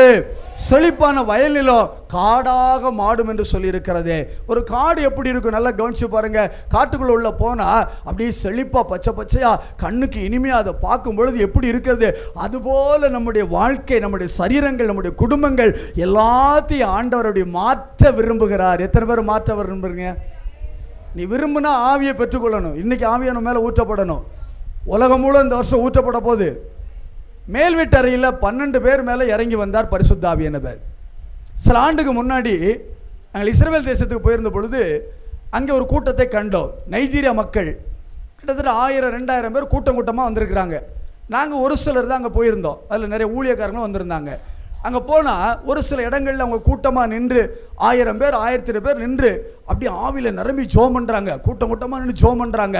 ஆனால் எங்கள் கூட வந்த ஒரு கூட்டம் பார்த்தீங்கன்னா செல்ஃபி எடுக்கவும் ஃபோட்டோ எடுக்கவும் அங்கே போய் வேடிக்கை பார்க்க, இங்கே இவங்களுக்கெல்லாம் என்னென்னா இந்த ஆவியை பெறலை. இந்த ஆவியானவருக்கு இவங்களுக்கு சம்மந்தமே கிடையாது. ஏதோ பேருக்கு கிறிஸ்தவங்க வந்து என்ன செய்கிறோம் அப்படியே சுற்றி பார்த்துட்டு என்ஜாய் பண்ணிட்டு போனோம். அதுக்கு போகலைங்க. நல்லா கவனிங்க. இந்த நைஜீரியா மக்கள் இன்னைக்கு பார்த்தீங்கன்னா நைஜீரியாவில் ஒரே சர்ச்சில் 20 லட்சம் பேர் இருக்கிறாங்க. ஒரு அலையில சொல்லுங்க. இன்னைக்கு 10, 20, 30 வச்சுட்டு நடத்த முடியல. அது அந்த வரத்து வருது. ஏசுனாருக்கு அதுக்கு சம்மந்தமே கிடையாது. அப்படி வச்ச கூட்டத்தை வச்சு சபை நடத்திக்கிட்டு இருக்கோம். இந்த ஆவி ஊற்றப்பட்டுட்டா போதகர் இருக்க வேண்டிய இடத்துல ஏசப்பா பாத்துல உட்கார்ந்தா போதும், இந்த மக்களை கொண்டே ஆண்டவர் சபையை அசைக்க ஆரம்பிச்சிடார். கரலை தட்டி கர்த்தரை மகிமைப்படுத்துங்க. ஏன் இந்த ஆவி நம்ம என்ன செய்யலைன்னா விரும்பலை, ஏங்கலை, கேட்கலை. நல்லா கவனிங்க. நான் சின்ன பிள்ளையா இருக்கும்போது இங்கே இந்த ஊரில் அன்னைக்கு மிஷினரி அம்மா இருந்தாங்க. இந்த எட்வர்ட் அம்மா எல்லாம் இருந்தாங்க. அவங்கெல்லாம் பார்த்தீங்கன்னா நடந்தே வருவாங்க. வந்து சின்ன பிள்ளைகளுக்கெல்லாம் அப்படி பாட்டு சொல்லி கொடுப்பாங்க, நிறைய கதை சொல்லி கொடுப்பாங்க, படம் கொடுப்பாங்க. அவங்கள பார்த்தா நாங்கள் ஓடி ஒளிவோம். சின்ன பிள்ளைகள் ஓடிடுவோம். ஒரு வீட்டில் வச்சு நடத்துவாங்க. அப்போ அந்த நாட்கள் அந்த அம்மா கேட்பாங்க, தம்பி நீங்களாம் ரட்சிக்கப்பட்டிருக்கீங்களா, நீங்களாம் பரிசுத்தாவியை பெறணும்பாம்பாங்க. ஒன்றுமே தெரியாது. ஏன்னா சபையில் போதிக்கலையே, சபையில் அதெல்லாம் சொல்ல மாட்டாங்கல்ல. சபைக்கு தேவை ஏதோ அதைத்தான் பேசுவோம், இதை பேச மாட்டாங்க, சத்தியத்தை சொல்லவே மாட்டாங்க. அன்றைக்கி அது தெரியவே தெரியாது. ஆனால் ஆண்டவர் இயேசுவை ஏற்றுக்கொண்டதுக்கு அப்புறம் இந்த பரிசுத்தாவியை பெற்றுக்கொள்வதற்காக எந்த கூட்டத்துக்கும் ஓடலை, எந்த ஊழியக்காண்டி போய் தலையை கொடுக்கலை. என் ஆண்டவர் இயேசுவே இந்த பரிசுத்தாவியை நேரடியாக தந்ததுனால தான் இந்த 23 வருஷம் இந்த ஆவியானுடைய நடத்துதல் படி இன்னைக்கு நடந்துக்கிட்டு இருக்கிறோம். ஒரு அல்லையில சொல்லுங்க, சத்தமாக சொல்லுங்க. அவர் எங்கே கொண்டு போகணுமோ கொண்டு போவார், எங்கே பிரசங்கி வைப்பார், உட்கார வச்சா உட்காந்துக்கிட்டு இருப்போம். இன்றைக்கி நிறைய பேர் சொல்லுவாங்க, கடந்த 4-3 வருஷத்தில் பால்ராஜ் பிரதருக்கு ஊழியமே இல்லை போலுக்கு, அவர் எங்கேயோ காணோம், ஆளை காங்கலை, இப்படிலாம் பேசுகிறாங்க. நிறைய காது கேட்கும் சொல்கிறாங்க. சில பேர் நிறைய பேர் வேறெல்லாம் பேசிட்டு போகிறாங்க. ஏன்ட்டே கேட்பாங்க, என்ன பிரதர் ஊழியம் இல்லையோ பிரதர், ஊழியம் நடக்கா அப்படின்பா. அது அவர் ஊழியம்பா, ஏன் ஊழியம் கிடையாது. அவர் ஓட சொன்னால் ஓடுவோம், இருக்க சொன்னால் உட்காந்துருப்போம். ஒரு அல்லையில போடுங்க, சத்தமாக போடுங்க. அப்போ பரிசுத்த பவுல் 3 வருஷம் அரேபிய தேசத்தில் அங்கே போய் உட்கார்ந்துருந்தார். ஏன்னா இந்த மக்களை பற்றி தெரியும். மக்கள் வாயை திறந்தாங்கன்னா விச ஊசி போல் இருப்பான். விசுவாசிக்கிட்ட எல்லாம் விச ஊசி தான். வாயை திறந்தாலே போதும், முடிஞ்சது கதை. என்ன பிரதர் இப்படி இருக்கிய அப்படின்னு போட்டாம்னு வை, அந்த வார்த்தை ஒன்று கொஞ்சம் கொஞ்சமாக அப்படி உருக்கும். சாத்தானுடைய தந்திரம் தான். சாத்தான் உள்ளேருந்து பேசுவான், பேதுருக்குள்ளேருந்து பேசுனான். ஏசு என்ன சொன்னார், அப்பாலே போ. பேதுரை சொல்லலை, பிசாசை துரத்தினார், வெளியே போ சாத்தானே. அவரே விட்டு வைக்கல, பாரு நம்மளை விட்டு வைப்பானா? அவன் தந்திரம் எப்படிலாம் வருவான்னு எங்களுக்கு தெரியும். அவனை கற்றுக் கொடுப்பாரு. அதனால சில நேரத்தில் சில ஆளை பார்த்த உடனே திரும்பிட்டு ஓடிடணும், ஓடியே போயிடணும். இல்லை அது நம்மளை வம்பாக்கிடும். சில ஆளை வாயை கட்டிட்டு தான் போகணும். சில ஆள் வாயை திறந்ததுன்னு வைங்களேன், நம்மளை தூக்கி கொண்டு மேலே கொண்டே தலையில் வச்சு ஐஸை வச்சிடும். அதுக்கு முன்னாடியே வாயை கட்டிடணும். ஒரு அழியில் போடுங்க. இதெல்லாம் ஆவியனை கற்றுக் கொடுப்பாரு. சப்பு பார்த்துக்கோ, உன்னை தூக்கி வச்சுதா முடிஞ்சது கதை, ஒழுங்காக சோம் பண்ணும்பாரு. இதெல்லாம் நான் ஆவியான கற்றுக் கொடுவார். நல்ல கவனியே, இந்த ஆவி உன்னதத்திலிருந்து ஊற்றப்படுற காலம் நம்ம இருக்கிற காலம். கரங்களை தட்டி காலத்தில், நம்ம காலத்தில் கவனிங்கம்மா, அன்னைக்கு 12 பேர் 120 பேர் அப்படி ஊற்றப்பட்டுச்சு. இன்னைக்கு உலகம் எங்கிலும் நிறைய திருச்சபையில் ஊற்றப்பட்டிருக்குது. ஆனால் இந்த ஆவியை குறித்து நிறைய பேருக்கு தெளிவே கிடையாது. ஆமென் சொல்லுங்க, சத்தமா சொல்லுங்க. ஆவியனர் வந்த அடையாளம் என்ன? சில பேர் அந்நிய பாஷை பேசுகிறாங்க, சில பேர் ஆவியில் நிரம்புறாங்க. இதெல்லாம் இன்னொரு பக்கம் இருக்கட்டும், இந்த அடையாளத்துக்கு வரல. ஆவியானவர் வந்தால் வேதம் நமக்கு என்ன கற்றுக் கொடுக்கிறது, அதைத்தான் இன்னைக்கு நம்ம பார்க்க போறோம். அந்நிய பாஷை பேசுவதனால் மட்டுமல்ல, தீர்க்க தரிசனம் சொல்வதால் மட்டுமல்ல, இதெல்லாம் ஒரு காரியம். ஆனால் வேதத்தில் ஆவியானவர் வந்தால் என்ன கிடைக்கும்? வனாந்தரம் செழிப்புள்ள வயல் நிலமாய் மாறும். அல்லேலூயா சொல்லுங்க, சத்தமா சொல்லுங்க. ஊழியக்காரன் தலையில கை வச்சா செழிப்பு வராது. இந்த வேதத்தில் சொல்லப்பட்ட பரிசுத்தாவியை நம்ம மேலே ஊற்றப்பட்டா நம்முடைய வனாந்தரமான வாழ்வு, நம்முடைய வாழ்வில் காணப்படுகிற நெருக்கங்கள், நம்முடைய வாழ்வில் காணப்படுகிற காரியங்களை என் ஆண்டவர் செழிப்புள்ளதாய் மாற்றுவது மட்டுமல்ல, அதை காடாக மாற்றி நம்மளை உயர்ந்த ஸ்தானத்தில் உட்கார பண்ணுகிறவர் தான் இந்த பரிசுத்தாவியானவர். அல்லேலூயா வரட்டுமே, சத்தமா சொல்லுங்க. ஏன் இவ்வளவு பேசுறோம் தெரியுமா? கொர்நேலியுடைய வீட்டுக்குள்ள பேதுரு, அப்போஸ்தலனாகிய பேதுரு பிரசங்கம் பண்ணிக்கிட்டு இருக்கிறாரு. இந்த பிரசங்கத்தை கேட்டுக்கிட்டு இருக்கிற ஒரு கூட்டம் அங்கே இருக்குது கொர்நேலியுடைய வீட்டுக்குள்ள. இவங்கெல்லாம் யாருன்னு கேட்டிங்கன்னா, இயேசு அறியாதவங்க, இயேசு தெரியாதவங்க எல்லாம் உட்கார்ந்துருக்காங்க. கொர்நேலியுடைய நண்பர்கள், சொந்தக்காரெல்லாம் உட்கார்ந்துருக்காங்க. இந்த இடத்துல பேதுரு இப்படி பிரசங்கம் பண்ணுறாரு. பிரசங்கத்தை கேட்காங்க, வசனத்தை கேட்காங்க. கேட்டுக்கிட்டு இருக்கும் பொழுது அவங்க மேலே யார் வந்து இறங்குனா சொல்லுங்க? கொஞ்சம் ஒரு மாதிரி பார்க்குறீங்களா எல்லாரும்? எங்களுக்கெல்லாம் இந்த ஆவி தெரியாத பிரதர், எங்களுக்கெல்லாம் வேறு தானே தெரியும், அப்படி தானே? அந்த மக்களுக்கு இயேசுவும் தெரியாது, ஆவியும் தெரியாது. ஆனால் பிரசங்கத்தை கேட்டாங்க, வசனத்தை. அவங்க மேலே ஆவியானவர் ஊற்றப்பட்டார். கரலை தட்டி கர்த்தரை மகிமைப்படுத்துறீங்களா? உலகம் எங்கில் இப்படித்தான் இன்றைக்கு நடந்து கொண்டிருக்கிறது. என் ஆண்டவர் அநேக மக்களுக்கு பரிசுத்தாவி எப்படி ஊற்றுகிறார்? வார்த்தையின் மூலமாய் ஊற்றுகிறார், சில ஊழியர்கள் மூலமாய் ஊற்றுகிறார். ஊற்றப்பட்ட மக்களுடைய வாழ்க்கையை கண்டு மற்றவங்க பார்க்கணும். ஏன் இவங்கெல்லாம் முன்னாடி இப்படி இருந்தாங்களே, இப்போ எப்படி மாறினாங்க? இவங்களுக்குள்ள ஏதோ ஒரு விசேஷித்தமான வல்லமை இருக்கிறது. அல்லேலூயா சொல்லுங்க, சத்தமா சொல்லுங்க. ஒரு யோசேப்பு, அந்த ராஜா, பார்வோன் ராஜா என்ன சொன்னா, உனக்குள்ள ஏதோ ஒரு விசேஷ ஆவி இருக்குதுப்பா, உன்கிட்ட மாற்றம் இருக்குது. இன்னைக்கு நம்ம இன்னும் மாறல, இன்னும் அப்படித்தான் இருக்கிறோம். நிறைய கிறிஸ்தவ சர்ச்சைக்கு வர்றோம், பீடி அடிக்கான், தண்ணி அடிக்கான், வெத்தலை போடுதான், மூக்குப்பொடி போடுதான், எல்லாத்தையும் வச்சுக்கிட்டு அவன் சர்ச்சைக்கும் போகிறான், கம்யூனியன் எடுக்கிறான், அங்கே எல்லாம் செஞ்சுக்கிட்டு தான். ஏன் மாறல? இந்த ஆவியானவர் வந்தா இதை கண்டித்து உணர்த்துவார். அல்லேலூயா. பாவத்தை கண்டித்து உணர்த்துவார். அதனால தான் நிறைய பிரசங்கம் எப்படி வரும்னா, கண்டிப்பாக தான் வரும். யாரும் சொல்லி கொடுத்து வராது. கர்த்தருடைய ஆவியானவர் கண்டிப்பை ஏன் கொடுக்கிறாருன்னா, சபையை ஆயத்தப்படுத்தத்தான் கண்டிப்பை கொடுக்கிறாரு. அல்லேலூயா சொல்லுங்க, சத்த வரட்டும். அப்போ ஆண்டவருடைய ஆவியானவர் நமக்குள்ள வரணும்.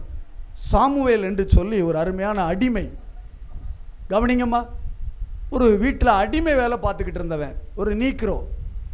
அவன் ஒரு நாள் இயேசுவை கண்டான், இயேசு ஏற்றுக்கொண்டான், தத்ரூபமாக பார்த்தான். ஆண்டவர் அவனுக்கு பரிசுத்த ஆவியை கொடுத்தார். இப்போ அந்த அடிமை அந்த வீட்டை விட்டு தப்பிச்சு இப்போ வெளியே போயிட்டான். இங்கே பாருங்கள், என்ன கவனிங்க, கவனிச்சாக்கித்தான் இதெல்லாம் கிடைக்கும். நமக்கெல்லாம் வேற இலவசத்தை, வேற ஆவியானவரை பெற்றுக்கொள்ள கவனம் இருக்கணும். கேட்டுக்கிட்டு இருக்கும்போதே இறங்குவார். நீ வசனத்தை அப்படி வாங்கிட்டு இருக்க தொடுவார். இதெல்லாம் அனுபவ ரீதியாக வரணுங்க. இப்போ இந்த சாமுவேல் மாரிசு அவன் தப்பிச்சு போய் ஒரு கப்பலில் ஏறிட்டான். கப்பலில் ஏறி இன்னொரு நாட்டுக்கு போகணும். ஏன்னா கையில் பைசா கிடையாது. அவன் என்ன பண்ணுறான், கப்பலுடைய அடித்தளத்தில் போய் படுத்துக்கிட்டான், யாரும் பார்க்காதபடி. இப்போ கப்பல் புறப்பட்டாச்சு. கப்பலுடைய மாலுமி அப்படி கப்பலை செக் பண்ணிட்டு வர்றார், எல்லோரும் டிக்கெட்லாம் பார்த்துட்டு வர்றார். இப்போ இங்கே வந்தால் கப்பலுடைய அடித்தளத்துக்குள்ளே ஒருத்தன் படுத்து கிடக்கிறான், ஒரு நீக்கிறோ. அவனை பார்த்தாலே பயங்கரமாக இருக்கிறான். உடனே மாலுமி கேட்டார், யார்ப்பா நீ அப்படின்னு. அம்மா கவனிங்கம்மா, தூக்கெல்லாம் வீட்டில் தூங்கலாம், கொஞ்சம் கவனிங்க, கவனத்தோடு இருங்க அப்படிங்க. பாருங்க, அவர் கேட்குறார், நீ யார்? அப்போ அவன் சொல்கிறான், நான் ஒரு அடிமை, நான் ஒரு வீட்டில் அடிமையாக இருந்தேன், இங்கே இப்போ நான் தப்பிச்சு வேறு இடத்துக்கு போய்கிட்டு இருக்கேன், கவனிங்க, இப்போ என்கிட்ட டிக்கெட் இல்லை அப்படி சொன்ன பொழுது அந்த மாலுமி அவரை பார்த்து இறக்கப்பட்டு அந்த கப்பலை கூட்டிகிட்டு போனார். கரெக்டாக கவனிங்கம்மா, 150 நாள் நினைக்கிறேன் அந்த கப்பலில் பிரயாணம் பண்ணுறான். சாமுவேல் மாரிசு படிக்காதவன், ஒரு அடிமையாக இருந்தவன், 150 நாள் அந்த கப்பலில் பிரயாணம் பண்ணுறான்னு நினைக்கிறேன். அந்த கப்பல் போய் அடுத்த இடத்துல சேர போது இறங்க போகிறாங்க. இப்போ கப்பலை விட்டு இறங்குறதுக்குள்ள அந்த கப்பலில் பிரயாணம் பண்ணின 750 பேரில் பகுதி பேர் இயேசுவை ஏற்றுக்கொண்டார்கள். ஒரு அல்லேலூயா வரட்டுமா? ஒரு பரிசுத்தாவை ஒரு மனுஷனை கொண்டு மாற்ற முடியும்னா, கடந்த 2020 சைனாவில் புறப்பட்ட ஒரு சின்ன கொரோனா, கவனிங்க, சின்ன கிருமி உலகத்தில் கோடிக்கணக்கான மக்களை கொண்டுட்டு போயிடுச்சு. கோடிக்கணக்கான மக்களை தொட்டுச்சு அந்த கொரோனா கிருமி. நமக்குள்ள ஒரு பரிசுத்தாவியன் இருக்கிறாரு, நீங்கள் அதை மறந்துட்டீங்க. நம்ம அதை பெற்றுக்கொண்டா இந்த ஒரு மனுஷனை கொண்டு நமக்குள் இருக்கிற ஆவியானவர் நம்ம போற இடத்துல கோடிக்கணக்கான மக்களை ரட்சிக்க அந்த ஆவியானவரால் முடியும். கரலை தட்டி கோடிக்கணக்கான மக்களை ரட்சிக்க பரிசுத்த ஆவியானவர் முடியும். இன்னைக்கு பரிசுத்த ஆவியில என்ன நினைக்கிறோம்? சமீபத்தில் ஒரு யூடியூப் கிளிப் பார்த்துட்டு இருந்தேன். ஒரு அருமையான பெரிய ஊழியக்காரர் தான். நிறைய நேரத்தில் நிறைய ஊழியக்காரங்களே கொஞ்சம் டைவர்ட் ஆயிடுறாங்க. அவர் கோட்டை கழட்டிக்கிட்டு அங்கே இருக்கிற மக்கள் மேலே அப்படி தூவி விடுதாரு. எல்லாம் பொத்துன்னு கீழே விழுது. இதெல்லாம் பரிசுத்த ஆவியானவர். இதல்ல. நல்லா கவனிங்கம்மா. அவரை போய் கை வைக்கிறாரு, அப்படி தள்ளி விடுதாரு. இதெல்லாம் பரிசுத்த ஆவியானவர். இங்கே தமிழ்நாட்டிலே நிறைய பேர் இருக்கிறாங்க. அது இதல்ல. பரிசுத்த ஆவியானவர் வந்தா நம்ம வாழ்க்கையில் இருக்கிற வனாந்தரம் செழிப்பாய் மாற ஆரம்பிக்கும். செழிப்பான வயல் நிலம் காடாய் மாற ஆரம்பிக்கும். அந்த காட்டுக்குள்ள அநேக மிருகங்கள் வந்து அதை உள்ள இருந்து இருக்கிற ஆகாரத்தெல்லாம் சாப்பிடுறது போல நமக்குள்ள வந்து அநேக மக்கள் பயன்பெறும்படிக்கு நம்மளை கர்த்தர் மாற்றுவார். அல்லேலூயா சொல்லுங்க. அப்ப இந்த சத்தியத்தை நீ புரிந்து கொள்ளணும். எனக்கு அந்த ஆவியானவர் வேணும். இன்னைக்கு நான் பெற்றுக்கொண்டு தான் போறேன். முதலாவது, இந்த ஆவி ஊற்றப்பட்டால் உங்க வனாந்தர வாழ்வை மாற்றுவா. உங்களுக்கு கொடுக்க வேண்டிய நன்மையை கொடுத்து உங்களை உயர்ந்த ஸ்தானத்தில் உட்கார வைப்பார். கரலை தட்டி கர்த்தரை மகிமைப்படுத்துவோமா? இரண்டாவதாக, இந்த ஆவியானவர் ஊற்றப்படும் பொழுது நமக்கு என்ன நடக்கும்? அப்படி வேதத்தை திறந்து கொள்ளுவோம். ஏசாயா 44 அதிகாரம் 3வது வசனத்தை நம்ம படிக்க கேட்கலாம். ஏசாயா தீர்க்கதரிசன புத்தகம் 44 அதிகாரம் 3வது வசனத்தை படிக்க கேட்போம். தாகம் உள்ளவன் மேல் தண்ணீரை ஊற்றுவேன், உன் சந்ததி மேல் என் ஆவியையும் உன் சந்தானத்தின் மேல் ஆசீர்வாதத்தையும் ஊற்றுவேன். கவனிங்க. இரண்டாவது, இந்த ஆவி ஊற்றப்படும் பொழுது என்ன நடக்கிறது? உன் சந்ததியின் மேல் என் ஆவியை நான் ஊற்றுவேன். கரங்களை தட்டி சத்தமா தட்டுங்க. உன் சந்ததியின் மேல், நம்முடைய சந்ததி, நம்முடைய பிள்ளைகளுடைய வாழ்க்கை. கவனிங்க. பிள்ளை செல்வத்தை தந்தா மட்டும் போதாது, அந்த பிள்ளையுடைய வாழ்வு ஆசீர்வாதமாக மாறணும்னா நல்லா கவனிங்க. தேவ பிள்ளையே, உங்க மேல ஆவி ஊற்றப்பட்டால் உங்க மேல இருக்கிற ஆவி உங்க பிள்ளைகள் தலைமுறையாக என் ஆண்டவர் மாற்றி ஊற்றும் பொழுது அவர்கள் ஆசீர்வாதமான பிள்ளைகளாய் மாறுவார்கள். அல்லேலூயா. அது உங்க கண்ணுக்கு புரியாது, உங்க சொந்த பந்தத்துக்கு புரியாது. கவனிக்கணும். உங்க பிள்ளைகளை கர்த்தர் ஆசீர்வதிக்கிறத மற்றவங்க பார்க்கணும். மற்றவங்க பார்க்கும்படி செய்வார். மற்றவங்க சொல்வாங்க, இந்த குடும்பத்தை பார், இந்த பிள்ளைகளை பார், அவங்களுடைய நடைகள், உடைகள், பாவனைகள், படிப்பு, அதெல்லாம் பார், வித்தியாசமாக காணப்படுது. ஏன்? இவங்க கூட இருக்கிற பரிசுத்த ஆவியானவர். அல்லேலூயா சொல்லுவோமா? நிறைய குடும்பத்தில் பார்க்குறேன், நிறைய தகப்பன்மார், தாய்மார் பரிசுத்த ஆவியை பெறாததுனால உலக பிரகாரமாக இருக்கிறாங்க. உலக பிரகாரமாக டிவி பார்க்குறாங்க, செல் பார்க்குறாங்க, பல பாவத்தில் இருக்கிறாங்க. அதனால பிள்ளைகளும் அப்படித்தான் இருக்கிறது. நிறைய குடும்பத்தில் இருக்குது. நிறைய அம்மாமார் அழுகுறாங்க.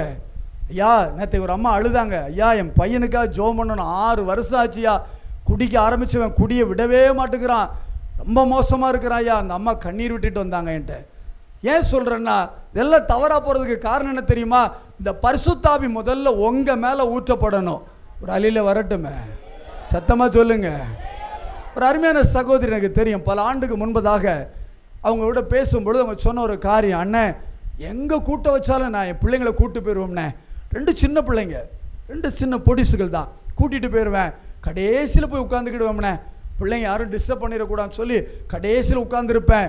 கடைசி ஜபம் நடக்கும் பொழுது, பரிசுத்தாவின் இறங்கும் பொழுது, என் 2 பிள்ளைகளையும் மடியில் உட்கார வச்சு 2 பிள்ளைகள் மேலே கையை வச்சு நான் ஜெபம் பண்ணுவேண்ணே. என் மேலே இறங்குற ஆவியானவர் என் பிள்ளைங்க மேலே இறங்கணும். ஒரு அலையில் போடுங்களேன், சத்தமாக போடுங்களேன். கோடி கணக்கில் சொத்து வச்சுட்டு போகிறது முக்கியம் இல்லை. உன் பிள்ளைக்கு எல்லாம் வசதி வச்சுட்டு போகிறது முக்கியம் இல்லை. நம்ம மேலே இறங்குற பரிசுத்தாவி உன் பிள்ளை மேலே ஊத்துட்டா, உன் பிள்ளை ஆண்டு சொல்கிறார், ஒரு சந்ததி மேல் ஆவியும் ஒரு சந்தானத்தின் மேலும் ஆசீர்வாதத்தை ஊற்றுவேங்கிறாரு. அப்போ பிள்ளைங்க தலைமுறை ஆசீர்வதிக்கப்படணும்னா உன் பிள்ளைங்க மேலே பரிசுத்தாவி இறங்கணும். தேவ பிள்ளையே, இந்த பரிசுத்தாவியை பெற்றுக்கொள்வதற்கு எங்கே போகணும்? அந்த கூட்டத்துக்கு போகிற, இந்த கூட்டம் எங்கேயும் போகலாங்க, வேண்டான்னு சொல்லலை. ஆனால் பெற்றுக்கொண்டதுக்கு அப்புறம் நீ இருக்க வேண்டிய இடத்துல இருந்தாக்கித்தான் நீ வளர முடியும். அல்லேலூயா சொல்லுங்க. நிறைய பேர் அப்படி இருக்கிறது இல்லை. பரிசுத்தாவியை பெற்றுட்டோம்னு சொன்னோடனே நிறைய பேர் தலைகால் தெரியாமல் ஓடுற கூட்டம் இருக்குது. போதகருக்கு எதிராக நிற்கிற கூட்டம் இருக்குது. சபையை உடைக்கிற கூட்டமும் இருக்குது. இப்போ நிறைய நடந்துக்கிட்டு இருக்கு. இங்கே உடைச்சி அங்கே சபை, அங்கே உடைச்சி இங்கே சபை, கறிக்கடை மாதிரி சபை பெருகிட்டு போகுது. அது உண்மையாக நடத்துதா? யோசிச்சு பாருங்க. உண்மையாக ஒரு இடத்துல இருக்காது. உண்மையாக நடத்துகிற போதகர்கள் இருக்கிறாங்க, எனக்கு தெரியும். அந்த போதகர்களுக்கு கிட்ட அடங்கி இருக்கதே கிடையாது. ஞானஸ்தானத்தை பெற்று முழுகி எடுத்த சில பேர் சாமியாரை மாறிட்டாங்க. அது தெரியுமா உங்களுக்கு? நம்ம ஊரில் தான் நிறைய எனக்கு தெரியும். முழுக்கு ஞானஸ்தானம் எடுத்து சாமியாரை மாறிட்டான். ஏன்? இந்த ஆவியானவருடைய நடத்துதலுக்கு தன்னை விட்டு கொடுக்க அவனை ஆயத்தப்படுத்தலை. கவனிங்க, ஊழியக்காரர் ஆயத்தப்படுத்தணும். ஆயத்தப்படுத்தி விட்டா அது போய் 10 கொண்டுட்டு வரும் உள்ள. அல்லேலூயா. இப்போ ரெண்டாவது, இந்த ஆவி ஊற்றப்படும் பொழுது சந்ததியை கர்த்தர் ஆசீர்வதிக்கிறார். அல்லேலூயா. அப்போ உங்கள் சந்ததி ஆசீர்வதிக்கப்படணுமா வேண்டாமா? எலிசபெத்து வயிற்றுக்குள்ளே குழந்தை இருக்கு, 6 மாதம் குழந்தை. எலிசபெத்தை மரியாள் பார்க்க போகிறாங்க. மரியாள் பார்க்கும் பொழுது வாழ்த்துறாங்க. வாழ்த்தும் பொழுது எலிசபெத்து வயிற்றுக்குள்ளே இருந்த யோவான் சானகன் களிப்பாய் துள்ளினார்னு வேதம் சொல்லுது. அல்லேலூயா போடுங்களேன். பரிசுத்த ஆவியானவர் கருவறையை போய் தொட்டுட்டாரு. மேல் வீட்டறையை மட்டும் இல்லை, கருவறையை விட்டு வைக்கல. 2006 ஆண்டுக்கு அப்புறம் வாஞ்சி ஸ்கூலில் மீட்டிங் நடத்திக்கிட்டு இருந்தோம். இப்போ 2006 வருஷத்துலேருந்து ஆண்டு சொன்னார், இந்த ஆண்டிலிருந்து சில மாற்றத்தை பார்க்க போகிறீங்க. என்ன ஆண்டவரே? வயிற்றுக்குள்ள இருக்கிற பிள்ளைகளை நான் அபிஷேகம் பண்ண போகிறேன். அல்லேலூயா சொல்லுங்க. அப்படி பண்ணியிருக்காரு. நிறைய சொல்ல முடியும். நிறைய பிறக்கும் போதே பாருங்கள், அபிஷேகம் பண்ணப்பட்ட பிள்ளைகள் நிறைய பேரை பார்க்குறேன். சின்ன பிள்ளைகளே அது பார்த்தீங்கன்னா அப்படியே துடிப்பாக இருக்கும், துருன்னு இருக்கும் ஆண்டவருக்காக. சில சக்கி பிள்ளை மாதிரி உட்கார்ந்த இடத்த விட்டுட்டு எழும்பாது. ஏன்னா சில ஆண்டுக்கு முன்னாடி சென்னைக்கு ஒரு இடத்துக்கு சர்ச்சுக்கு போயிருந்தேன். அருமையான சாம் ஜெபத்ரா அண்ணனுடைய அம்மா, அவங்க ஒரு 93 வயசு அந்த அம்மாவுக்கு. அப்போ அவங்ககிட்ட பேசிக்கிட்டு இருந்தோம். அன்றைக்கி சர்ச்சு முடிஞ்சதும் அன்றைக்கி அந்த பிரதர் வந்து அந்த அண்ணன் லண்டன் புறப்பட்டு போனார். போகும்போது அந்த அம்மா சொன்ன ஒரு காரியம் எனக்கு ரொம்ப ஆச்சரியமாக இருந்தது.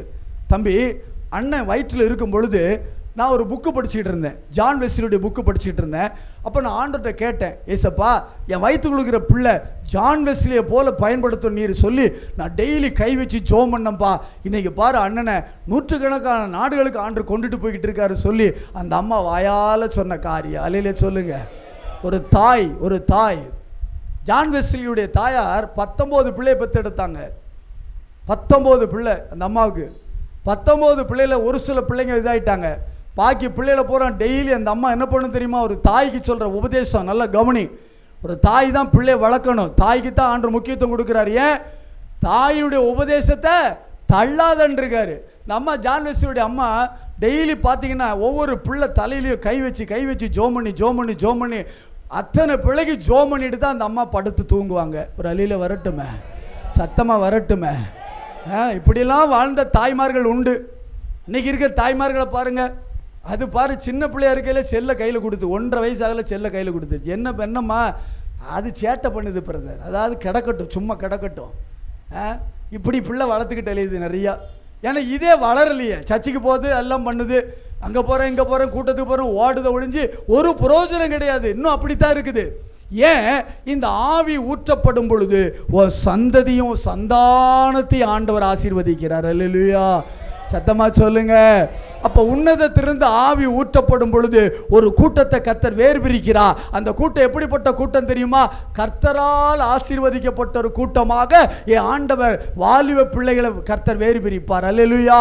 ஆனால் அல்ல கவனி, கடைசி நாட்களில் என்ன நடக்குமா தெரியுமா? லூக்கான சுவிசேஷம் 18ஆம் அதிகாரம் அப்படி 8, 9 நீங்கள் பின்னாடி படித்து பார்த்தீங்கன்னா 10ஆம் வசனத்தை படிக்கலாம். லூக்கான சுவிசேஷம் 18ஆம் அதிகாரம் 10ஆம் வசனத்தை படிங்க. அது மேலே 8 படிமா.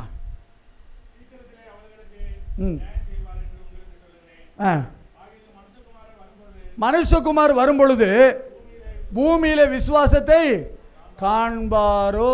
என்ன பாருங்க, விசுவாசம் இல்லாத ஒரு சந்ததி எங்க எழும்புது தெரியுமா? உங்க வீட்டுக்குள்ள தான். யாரு? உங்க ஜெனரேஷன். நல்லா கவனிக்கணும். வாலிபர் கூட்டத்துக்கு பிள்ளைங்க போறாங்க. வாலிபர் இதுக்கெல்லாம் போறாங்க, எல்லாம் நடக்குது. நான் சொல்றது சில சபைகளில் நல்லா நடந்துகிட்டு இருக்கு, அதை நான் சொல்லலை. சில சபைகளில் நடக்கிற கொடுமையை நல்லா கவனிச்சுக்கிடணும். வாலிபர் கூட்டம் என்கிற போர்வையில் அங்கே போகிற இடத்துல நடக்கிற சில தவறுகள் என்ன தெரியுமா? நிறைய தாய் தகப்பன்மார் கண்ணீர் மடிக்கும்படியான காரியங்கள் நடந்து கொண்டிருக்கிறது. நீ நம்பி அனுப்புறல்ல, அங்க அனுப்புறது முக்கியம் அல்ல. முதல்ல உன் வீட்டுக்குள்ள தாயும் தகப்பனும் பரிசுத்தாவில நிரம்பி ஜெபிக்கும் பொழுது உன் பிள்ளைய ஆண்டவர் அபிஷேகம் பண்ணுவார். அல்லேலூயா. சத்தமா சொல்லுங்க. யாரையும் நம்பி இன்னைக்கு அனுப்பிடக்கூடாது. ஏன்னா விசுவாசம் இல்லாத கூட்டம் இப்ப எழும்பிக்கிட்டு இருக்கு. எங்க? கிறிஸ்துவ வீடுகளுக்குள்ளதான். நிறைய வாலிப பசங்க, வாலிப பிள்ளைங்க. நேற்று சொன்னோம் பார்த்தீங்களா, இந்த வாலிப பையில போறான். அவன் என்ன சொல்றான்? ரிவைவல் ஜென்ரேஷனா. இவனுக்கும் இயேசுனாருக்கும் சம்பந்தமே கிடையாது, ஆனா ரிவைவல்ன்றான். என்ன ரிவைவல்னு தெரியல, தெரியாம ஆடிக்கிட்டு எழுது நிறைய கேஸ். ஆட்டம் போட்டா, குதிச்சா, ஒரு பாட்டு பாடிட்டா ரிவைவல். அதல்ல, அதல்ல. வாழ்க்கை மாறணும், வாழ்க்கை மாறணும். அல்லையிலே சொல்லுங்க, சத்தமா சொல்லுங்க. நிறைய காரியம் சொல்லலாம். வாலிப பிள்ளைகளுக்கு இந்த கடைசி காலத்தில் ஆண்டு சொல்ற காரியம், உங்க குமாரரும் குமார்த்திகளும் தீர்க்க தரிசனம் சொல்வார்கள். என்ன தீர்க்க தரிசனம்? சத்தியத்தை பேசுறதுதான் தீர்க்க தரிசனம். அல்லேலூயா. சத்தமா சொல்லுங்க. கொஞ்ச நாளைக்கு முன்னாடி தீர்க்க தரிசனங்க போர்வையில் தூத்துக்குடியில் ஒரு ஊழியக்காரன் தீர்க்க தரிசனம் சொன்னான். என்ன தீர்க்க தரிசனம் தெரியுமா? ஏசப்பா ஒரு குடும்பத்தை கூப்பிட்டு நிப்பாட்டி முன்னாடி வச்சுக்கிட்டு, உங்க பேங்க் அக்கௌண்ட்டில் 48 லட்சம் ரூபாய் இப்போ ஏசப்பா போட்டுக்கிட்டு இருக்காரு. ஏங்க, ஏசுனாருக்கு வேலை இதான் வேலை? கள்ளப்பணம் போடுறதா வேலை அவருக்கு? கடை பாவிகளை இப்படி ஆக்கிட்டாங்களே ஊழியக்காரனுங்க. ஒரு ஊழியக்காரரு மேடையில் ஒருத்தர் கூப்பிட்டு பாக்கெட்டில் கை வச்சு ஜெபம் பண்ணுறாரு. என்னது? இப்போ இவர் பர்ஸில் 5000 ரூபாய் கர்த்தர் வைக்கிறார். அட கொடுமைகளா ஊழியக்காரன். இதை பின்பற்றி ஒரு கூட்டம் போகுது. சிரிக்காதீங்க, கொஞ்சம் யோசிங்க. இன்னைக்கு நிறைய தவறுகள் சபைகளுக்குள்ளே நடக்க ஆரம்பிச்சாச்சு. சபையிலே இன்னைக்கு மோசமான காரியங்கள் போய்கிட்டு இருக்கு. பணம் பணம் பணம் பணம். செத்த பணம் கூட பணத்தை கண்டா வாயப்பழக்கம் மாதிரி. இன்னைக்கு பாருங்க, கிறிஸ்மஸுக்கு பணம் பிரித்து பிரித்து பிரித்து பிரித்து மூக்கு முட்டை நல்லா தின்னு தான் மிச்சம். சாப்பாடை போட்டு போட்டு போட்டு மூக்கு வரைக்கும் தின்னான். காடையை எத்தனை நாள் கொடுத்தாரு ஆண்டவர்? சொல்லுங்க பார்க்கலாம். காடையை எத்தனை நாள் இஸ்ரவேல் மக்களுக்கு கொடுத்தாரு? 100 ரூபா இப்போ தருவேன் பரிசு. சொல்லுங்க, யாராவது சொல்லுங்க பார்க்கலாம். காடையை எத்தனை நாள் கொடுத்தாரு வனாந்தரத்தில்? 35 லட்சம் பேருக்கு காடை கொடுத்தாரு. ஒரு நாள் அல்ல, 2 நாள் அல்ல, 30 நாள் மூக்கு வரைக்கும் தின்னான். தின்னு வாதம் வந்து செத்து போனா எல்லா பேரும். ஒரு அலையில போடுங்க, சத்தமா போடுங்க. இன்னைக்கு பாரு, சபையில் பூரா சிக்கன் மட்டன் போட்டு மூக்கு வரைக்கும் மணிக்கணக்காக தின்னு தின்னு நடக்க முடியாமல் மூச்சு விடாமல் அலையுது நிறையா. இதுக்கும் கிறிஸ்தவத்துக்கும் சம்மந்தமே கிடையாது, ஏசுனுக்கு சம்மந்தமே கிடையாது. சாப்பாடை போட்டே முட்டாளாக்கிட்டு இருக்காங்க. தப்பாக நினைக்காதீங்க, எல்லா நாட்டிலையும் தான் நடக்கு. சமீபத்தில் ஒரு நாட்டுக்கு போயிருந்தேன். அந்த போதகர் சொன்னார், அன்றைக்கி பிரசங்கத்தில் அதைத்தான் ஆவியானவர் சொன்னார். கடையில் பார்த்தா அவங்களே முடிச்சுட்டு வந்து, அண்ணே இன்னைக்கு சாப்பாடு வச்சுருக்கேன்னேன்னாரு. ஆண்டவர் எச்சரிப்பு கொடுக்குறாரு. இதெல்லாம் எதுக்கு? நல்ல காரியம்தான். பிரதர் தூரத்துலேருந்து வர்றாங்க, சாப்பாடு கொடுக்குறோம், என்றைக்கே ஒரு நாள் கொடுக்கும், தப்பு இல்லை. இதையே ஒரு தொழிலாக வச்சுக்கிடுது. அவன்டே பிடிங்க, அவனுக்கே சாப்பாடு. இதெல்லாங்க கிறிஸ்தவம். ஆவி ஊற்றப்பட்டால் உன் சந்ததி மேலும் சந்தானத்தின் மேலும் என் ஆண்டோடைய ஆவியானவர் இறங்கினால் உன் பிள்ளைகளை கர்த்தர் உலகத்துக்கே ராஜாவாக உட்கார வைத்து அழகு பார்ப்பார். கரலை தட்டி கரலை தட்டி. சித்தப்பா மகன் எஸ்தரை கவனிச்சு பாருங்க. தர்மையான அண்ணன் முறை மோர்தேகாய் வளர்க்குறாரு. ஒரு ஏழை குடும்பத்தில் பிறந்தவ மோர்தேகாய் தேவனோடு கூட உறவு வைத்திருந்தபடினாலே அவனால் வளர்க்கப்பட்ட ஒரு எஸ்தரு 127 நாட்டுக்கு ராஜாத்தியாக கொண்டு போய் உட்கார ஆண்டவரால் முடியும்னா உங்கள் பிள்ளைகளை வைக்க ஆண்டவரால் முடியும். ஒரு காலை வச்சிருக்கார், ஒரு நாட்கள் வைத்திருக்கிறார். நீங்கள் நினைக்கிற நேரத்தில் எதுவும் நடக்காது. 2 காரியத்தை பார்த்துருக்கிறோம். ஃபர்ஸ்ட், ஆவி ஊற்றப்பட்டால் வனாந்தரம் வயல்வெளியாய் மாறும், வயல்வெளி காடாய் மாறும். 2வது, ஆவி ஊற்றப்பட்டால் உங்கள் சந்ததியை கர்த்தர் மாற்ற விரும்புகிறார். அல்லையே சொல்லுங்க பார்க்கலாம். இன்னைக்கு சந்ததி மாறணும். கடைசி காலத்தில் இருந்துட்டு இருக்கிறீங்க. உங்கள் சந்ததி, உங்கள் பிள்ளைங்க வருகையில் போய் நிற்கணும், ராஜ்யத்துக்குள்ளே போகணும், அதுக்கு ஆயத்தமாகணும். இன்னைக்கு பிள்ளைங்க படிக்கணும், வேலைக்கு போகணும், நல்ல காரியம்தான். பிள்ளைங்களுக்கு கோடிக்கணும் சொத்து சம்பாத்தி வைப்பது அது முக்கியம் அல்ல. உன் பிள்ளை வருகைக்கு ஆயத்தமாகணும்னா தாயும் தகப்பனும் முதல்ல குடும்பத்துக்குள்ள ஆவியானவரை வரவேற்று ஆவியானவர் பிள்ளைங்க மேலே இறங்க ஜெபம் பண்ணி பாரு, கர்த்தர் அதை செய்வார். அல்லேலூயா சொல்லுங்க. சரி, 3வது வேகமாக காரியத்தை பார்க்கலாம். வேதம் சொல்லுகிறது 1 கொரிந்தியர் புத்தகம் 2ஆம் அதிகாரம் 11ஆம் வசனத்தை படிக்கலாம். 1 கொரிந்தியர் 2ஆம் அதிகாரம் 11ஆம் வசனத்தை நம்ம படிக்கலாம். வேகமாக தரங்க, நல்லா கவனிங்க அந்த வசனத்தை. மனுஷனுடைய ஆவியே அன்றி எவன் மனுஷருக்குரியவளை அறிவான்? தேவனுடைய ஆவியே அன்றி ஒருவனும் தேவனுக்குரியவைகளை அறிய மாட்டான். அல்லேலூயா சொல்லுங்க, சத்தமா சொல்லுங்க. என்ன கவனிக்கிறீங்களா? தேவனுடைய ஆவி அன்றி, தேவனுடைய ஆவியை பெற்றுக்கொண்டால் தேவனுக்குரியதை அறிந்து கொள்ளலாம். அத்த இயேசு சொன்னார், முதலாவது தேவனுடைய ராஜ்யத்தோடைய நீதியின் தேடுங்கள், அப்பொழுது இவைகளெல்லாம் உங்களுக்கு எவ்வளோ தருவார்? கூட கொடுக்காரு. எதை அறியணும்? தேவ ராஜ்யத்தை அறியணும். தேவனுக்குரியதை அறிந்து கொள்ளணும்னா உங்களுக்கு யார் தேவை? பரிசுத்தாவி இல்லாமல் தேவனுக்குரியதை அறிய முடியாது. நாங்கள் என்ன உபதேசம் கொடுத்தாலும் இங்கோடி வாங்கி விட்டுட்டு போயிடுவீங்க. ஒரு அலையில் வரட்டுமே, சத்தமாக சொல்லுங்க. இந்த வேத புத்தகம் கையில் இருக்குல்ல, இந்த வேத புத்தகத்தை சரியாக இன்னும் புரிந்து கொள்ள தெரியல, உங்களுக்கு படிக்க தெரியல. ஏன் தெரியலன்னா, தேவ ஆவி உங்கள் மேலே வந்தால் தேவன் உங்களுக்கு வைத்திருக்கிற காரியத்தை ஆண்டவர் உங்களுக்கு கற்றுக் கொடுப்பார். அல்லேலூயா சொல்ல மாட்டீங்களா? சத்தமாக சொல்லுங்க. பிள்ளைகளுக்கு எதை போதிக்க வேண்டும்? மனோவா கேட்குறான், பிள்ளையாண்ட நாங்கள் எப்படி வளர்க்கணும்? இந்த ஆலோசனை கொடுக்கிறார். இப்போ தேவனுக்குரியதை அறிந்து கொள்ளணும்னா தேவ ஆவி இல்லாமல் உங்களால் என்ன செய்ய முடியாது? அறிந்து கொள்ள முடியாது. அல்லேலூயா சொல்லுங்க. நாங்களாம் 25 வருஷம் விசுவாசி, 30 வருஷம் விசுவாசி, 50 வருஷம் விசுவாசின்னு சொல்லிக்கிட்டு இருக்கோம். நீங்கள் தான், நம்ம தான் சொல்லுதோம், இயேசுனார் சொல்ல மாட்டார். ஆபிரகாம் குறித்து தேவன் என்ன சொன்னார் தெரியுமா? ஆபிரகாம் என்னுடைய சிநேகிதன், என் நண்பன்னார். தேவன் சொன்னார். நம்மளை பார்த்து சொல்ல முடியுமா? யோசிச்சு பாருங்க. ஏன் நம்முடைய லைஃப்பில் கொஞ்சம் இந்த பரிசுத்தாவியை குறித்து நம்ம இன்னொரு தெளிவில்லாமலே இருக்கிறதுனால தான்.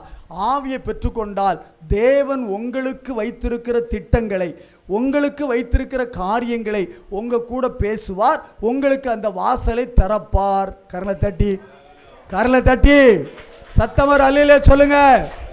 அல்லேலூயா. அப்ப தேவன் நமக்கு வைத்திருக்கிற காரியம் என்ன? நான் ஒரு பேங்க்ல வேலை செஞ்சிட்டு இருந்தேன். அது அந்த டைமில் ஒரு தொழிலும் பண்ணிக்கிட்டு இருந்தேன். ஆனால் உலகப்புறமாக நிறைய பேர் நினைப்பாங்க, இவன் கிறுக்கன், பேங்க் வேலையை விட்டுட்டு வந்துட்டான், தொழிலை விட்டுட்டான். நிறைய பேர் சொல்லுவாங்க, என்ன சொல்லிட்டு போட்டு. என் காது கேட்க சொன்னவங்களும் உண்டு, நிறைய பேர் அவமானப்படுத்துறவங்களும் உண்டு. ஆனால் இந்த பரிசுத்தாவியை ரட்சிக்கப்பட்டதுக்கப்புறம் 2022 ஆண்டு, நல்ல கவனிங்க, ஆவியானவரை பெற்றுக்கொண்ட ஒரு பாக்கியம் கிடைச்சது. 2023 அது இன்னும் அதிகமாக கொடுக்க ஆரம்பித்தார். 2024 அப்புறம் கடந்த 20 வருஷத்தில் ஆண்டவர் தேவன் வைத்த காரியங்களை தேவன் ஒவ்வொரு நாளும் நம்ம கொடுக்கிறத, நடத்துறத, அதை ருசிக்க முடிகிறது. ஏன்னா அந்த ஆவியானவரை பெற்றுக்கொண்டதுக்கு அப்புறம் தான் அந்த காரியத்தை கற்றுக்கொள்ள முடிந்தது. இது மற்றவங்களுக்கு பார்க்கும் பொழுது பைத்தியக்காரத்தனமாக தான் தோணும். ஆவியை பெற்றவர்கள் ஆவியானவர் சொல்றபடியே நடக்க ஆரம்பிப்பார்கள். அல்லேலூயா சொல்லுங்க, சத்தமா சொல்லுங்க. அப்ப இந்த ஆவியை ஏன் பெறணும்? அதுக்கு தான் சொல்றேன். 3வது காரியம், நீ ஆவியை பெற்றுக்கொண்டாக்கித்தான் தேவன் உங்களுக்கு வைத்திருக்கிற காரியத்தை உங்க உள்ளங்கையில், அவர் உள்ளங்கையில் வரைஞ்சி வச்சிருக்காராம். யாரை குறித்து? நம்மளை குறித்து. அப்படித்தானா? இன்னைக்கு உங்களை குறித்து உங்களுக்கே தெரிய மாட்டேங்குது. யார்கிட்டயா ஓடுதோம், எந்த ஊழியக்கார்ட்ட போய் ஜோம் பண்ண தலையை கொடுக்குது. ஆண்டவர்கிட்ட கேளுங்க பிரதர், என்னை பற்றி என்ன சொல்கிறாரு, என் குடும்பத்தை பற்றி ஏங்க அவர் சொல்லி தெரிஞ்சுக்கணுமா? நீங்கள் அப்படி சொல்லி வம்பா போன நிறைய பேர் உண்டு. கவனிங்க, நிறைய பேர் உண்டு. வேலையை விட்டுட்டு ஊழியத்துக்கு கூப்பிடுறாரு, கர்த்தர் வாங்க அப்படின்னு கூப்பிட்டு அடுத்த நேரம் சாப்பாட்டுக்கு வழியில் நிறைய பேர் பின்மாற்றத்தில் போன எத்தனை பேர் எனக்கு தெரியும். ஊழியத்துக்கு வந்துட்டு அவர் சொன்னார், இவர் சொன்னார், ஊழியத்துக்கு வந்தேன், அவர் ப்ராஃபஸி சொன்னார், வந்தேன், கடைசியில் ஊழியத்தை விட்டுட்டு வேலைக்கு போனவங்க எத்தனை பேர் தெரியும்? ஏன்? பரிசுத்தாவியை பெற்றுக்கொண்டு அவர் தேவன் நமக்கு என்ன வச்சிருக்கிறாரோ அதை அவர் தரணும், அவரே வாசலை திறக்கணும், அவரே ஆலோசனை தரணும். அல்லேலூயா சொல்லுங்க. அதை விட்டுட்டு ஊழியக்காரன்ட்ட போய் கேட்கறது, குறி கேட்க போறது, இதெல்லாம் விடுங்க. முதல்ல அந்த அம்மாட்ட போனா சொல்லுவாங்க, இந்த அம்மாட்ட போனா சொல்லுவாங்க, ஓடாதீங்க. எந்த ஊழியக்காரன் சொல்றது நம்பாதீங்க. ஏன் நம்ப கூடாது சொல்றேன் தெரியுமா? நிறைய ஊழியக்காரர்களை இன்னைக்கு சாத்தா எப்படி பயன்படுத்துறான்னா, நாத்தான் வேலு தாவீது இடத்துல வருகிறான். கவனிங்க, தாவீது நாத்தான் வேல்கிட்ட கேட்குறாரு, சொல்கிறாரு, எனக்கு பாரமாக இருக்குது, ஆண்டவருடைய கூடாரத்தில் இருக்கார் ஆண்டவர், நான் ஆலயம் கட்டணும் அப்படின்னு சொன்ன உடனே நாத்தான் வேல் சொன்னா, நல்ல காரியம் தானே, செஞ்சுக்கோ, ஆலயத்தை கட்டுன்னு சொல்லிட்டு போயிட்டார். யார்? நாத்தான் வேலு தீர்க்கதரிசி, ஒரு ஞான சிசிக்காரன், ஆண்டவருடைய தீர்க்கதரிசி. அவர் தாவீது புகழ்ந்து சொல்லிட்டு போயிட்டார், ஆலயத்தை கட்டிக்கொண்டு. கவனிங்கம்மா, அன்று நைட்டு இவர் போய் ஜோம் பண்ணுறார் நாத்தான்வேலு. ஆண்டர்கிட்ட போன ஆண்டு சொன்னார், தாவீது ஆலயத்தை கட்டக்கூடாதுன்னு சொல்லு. இந்த ஊழியக்காரன் சொல்லிட்டு வந்தார் கெட்ட சொல்லி. இப்போ அதே ஊழியக்கார்ட்ட ஆண்டு சொல்றாரு கெட்டக்கூடாதுன்னு சொல்லுன்னாரு. ஒரு அலையில போடுங்க, சத்தமாக சொல்லுங்க. அப்போ இவர் சொன்னதை நம்பி அவர் இறங்கியிருந்தா ஆண்டோடைய தண்டனைக்கு ஆளாக இருப்பார். இப்போ ஆண்டு தடுத்துட்டாரு. நிறைய பேர் வம்பா போய்கிட்டு இருக்கிறாங்க, கவனிக்கணும். அவர் சொன்னார் பிரதர், இவர் சொன்னார் பிரதர், கேட்காதீங்க. பரிசுத்தாவியை கேளுங்க, பெற்றுக்கொள்ளுங்க. அந்த ஆவியானவர் உங்களுக்கு வச்சிருக்கிற காரியத்தை சரியா வழி நடத்துவார். அல்லேலூயா. அதை யாரும் தடுக்க முடியாது, எந்த மந்திர வல்லமையும் தடுக்க முடியாது. அல்லேலூயா. அப்போ 3 காரியத்தை பார்த்துட்டோம். கடைசி காத்து சொல்லி நான் வேகமாக முடிக்க போகிறேன். நம்ம ஜெபத்தினர் கடந்து போகிறோம். அப்போஸ்தலர் நடபடி புத்தகம் சார் ரோமர்கள் நிருபம் 8ஆம் அதிகாரம் 9ஆம் வசனத்தை படிக்கலாம்.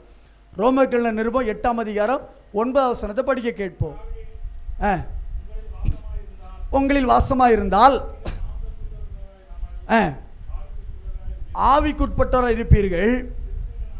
கிறிஸ்துவின் ஆவி இல்லாதவன், இந்த வசனத்தை கவனிச்சிங்களா? என்ன பாருங்க, கவனிச்சிங்களா? என்ன சொல்லுது வசனம்? கிறிஸ்துவின் ஆவி இல்லாதவன் அவருடையவன் அல்ல. இந்த பரிசுத்த ஆவியானவருக்கு பேரு கிறிஸ்துவின் ஆவி. தேவன் அவர்தான், கிறிஸ்துவ அவர்தான், ஆவியானவர் அவர்தான். இந்த கிறிஸ்துவின் ஆவி இல்லாதவன் யார் இல்லையா? அவருடையவன். இயேசுடைய பிள்ளை அல்ல. நான் சொல்லலை, பைபிள் தான் சொல்லிச்சு. நல்லா கவனிக்கணும். நம்ம சொல்லிக்கிட்டு இருக்கிறோம், நான் சிலுவை போட்டிருக்கேன் கிறிஸ்தவன், என் பேர் சாமுவேலு மார்ட்டின்னு, தப்பாச்சுக்கிட்டாதீங்க. கிறிஸ்துவ பேர் வச்சுட்டா கிறிஸ்தவன். ஏங்க, கிறிஸ்துவ பேர் இல்லாமலே நிறைய பேர் இன்னைக்கு இயேசுவ சொந்த ரச்சரை ஏற்றுக்கொண்டிருக்கிறாங்க. ஒரு அலையில சொல்கிறீங்களா? சத்தமாக சொல்லுங்க. பேரை மாற்றுறதோ உடைய மாற்றுறதோ கிறிஸ்துவம் அல்ல. அங்கே போனால் வெள்ளையை போடுன்றான், இங்கே போனால் காற்றுல கழுத்தில் போடாதுன்றான்.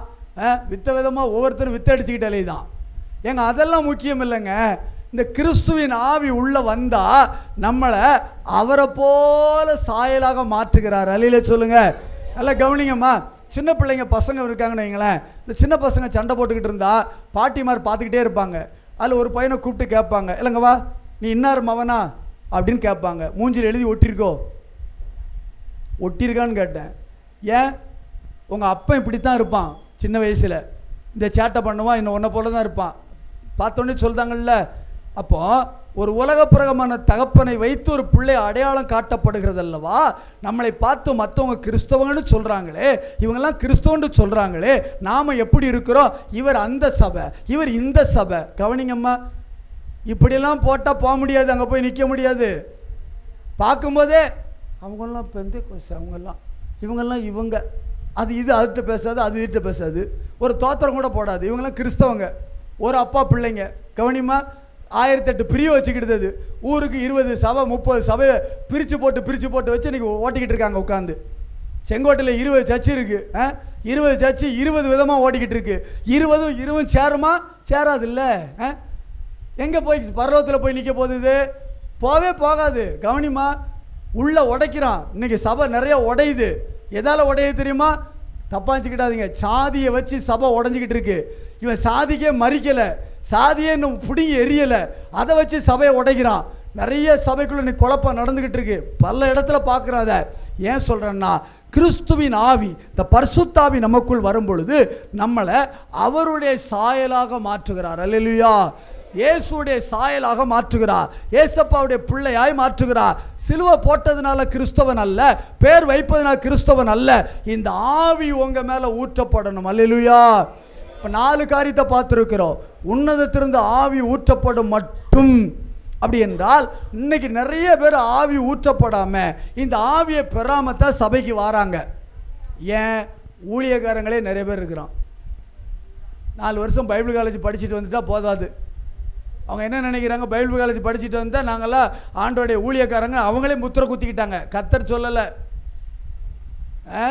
எல்லாம் அபிஷேகம் பண்ணப்பட்ட ஊழியக்காரர்கள் இவங்களே பேசிக்கிட்டது. இல்லைம்மா, தேவன் மோசைக்கு டைரெக்டாக அபிஷேகம் கொடுத்தாரு. நல்லா கவனிக்கணும். தேவன் நமக்கு டைரெக்டாக அபிஷேகம் தந்தால் அவர் நம்மளை நடத்துவார், அவர் ஆசீர்வதிப்பார், ஊழியத்தில் பயன்படுத்துவார். நம்மளே முத்திரை குத்திக்கிடுதோம், நம்மளே உருவாக்கிக்கிடுதோம், நாங்கள் இதை செய்கிறோம்னு சொல்லிட்டு. அப்படி அல்ல. அப்போ இந்த ஆவியானவரை எத்தனை பேர் பெற்றுக்கொள்ள ஆயத்தம்? எல்லாம் கொட்டாவி தான் வருது இப்போவுமே. இந்த ஆவி வந்ததுன்னா அந்த ஆவியானவர் எப்படி வருவார்? நேற்று விடிய விடிய தூங்கலை.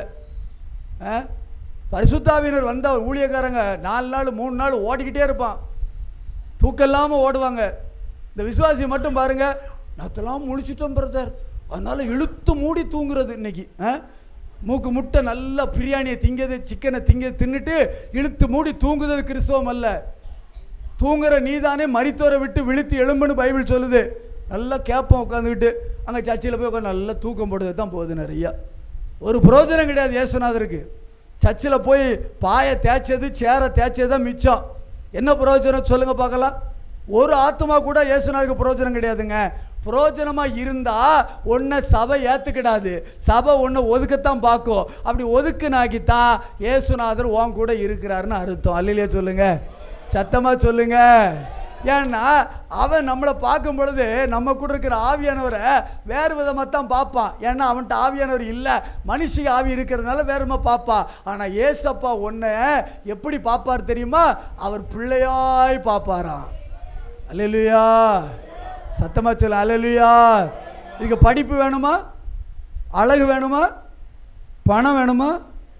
பேதர்கிட்ட ஒருத்தன் வந்து பணத்தை கொடுத்து கேட்டான், இந்த ஆவியானவர் எனக்கு வேணும், இந்தாங்க பணம். இப்படிலாம் இன்றைக்கி வாங்க முடியாது. பணம் கொடுத்தா கிடைக்கிது, பணம் கொடுத்தா ஆசீர்வாதம் கிடைக்கிது. வியாபாரம் பெரியாச்சுப்போம் சபைகளில்.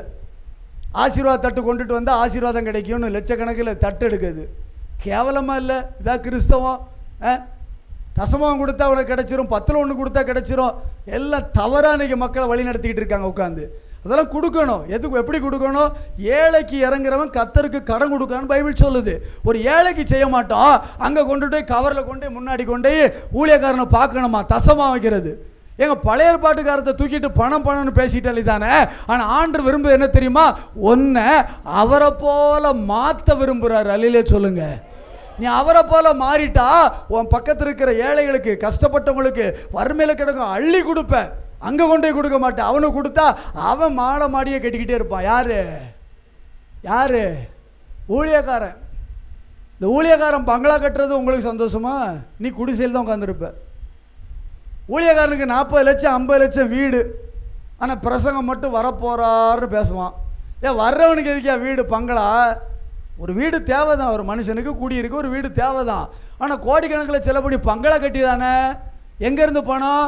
எங்கேயோ கொள்ளையடிக்கான். அப்படி தானே அர்த்தம்.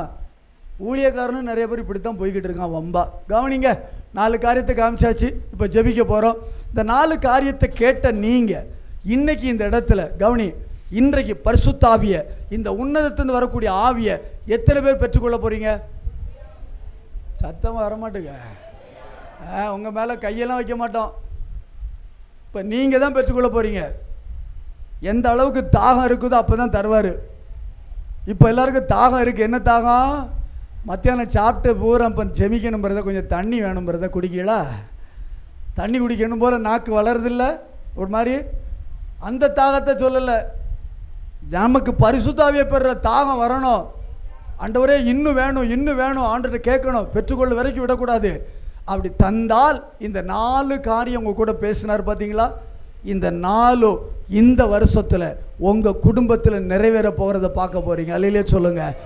தேசத்தில் நடக்க போகிறத பார்க்க போகிறீங்க. உலகமெங்கில் நடக்க போகிறத பார்க்க போகிறீங்க. நீங்களே ஏசப்பா பிள்ளையாக மாறிட்டா அவர் ராஜாதி ராஜா. நம்ம அவர் பிள்ளையாக இருந்தால் ராஜாதி ராஜாவுக்கு சொந்தமெல்லாம் யாருக்கு உள்ளது? பிள்ளைக்கு தானே. அப்போ பிள்ளையாக மாறணும்ல. எப்போ மாறுறது? அந்த ஆவி வந்தால். அந்த ஆவி இயேசுவை போல் நம்மளை மாற்றும். அல்லேலூயா. அமெரிக்கா தேசத்தில் பஞ்சாப் மாநிலத்திலிருந்து, நம்ம தேசத்திலிருந்து சாது சுந்தர் சிங்னு ஒருத்தர் ஊழியத்துக்கு போயிருந்தார். போன இடத்துல அவர் ஒரு வீட்டுக்கு போயிருந்தார். ஒரு இந்தியாக்காரங்க வீட்டுக்கு போயிருக்கார்.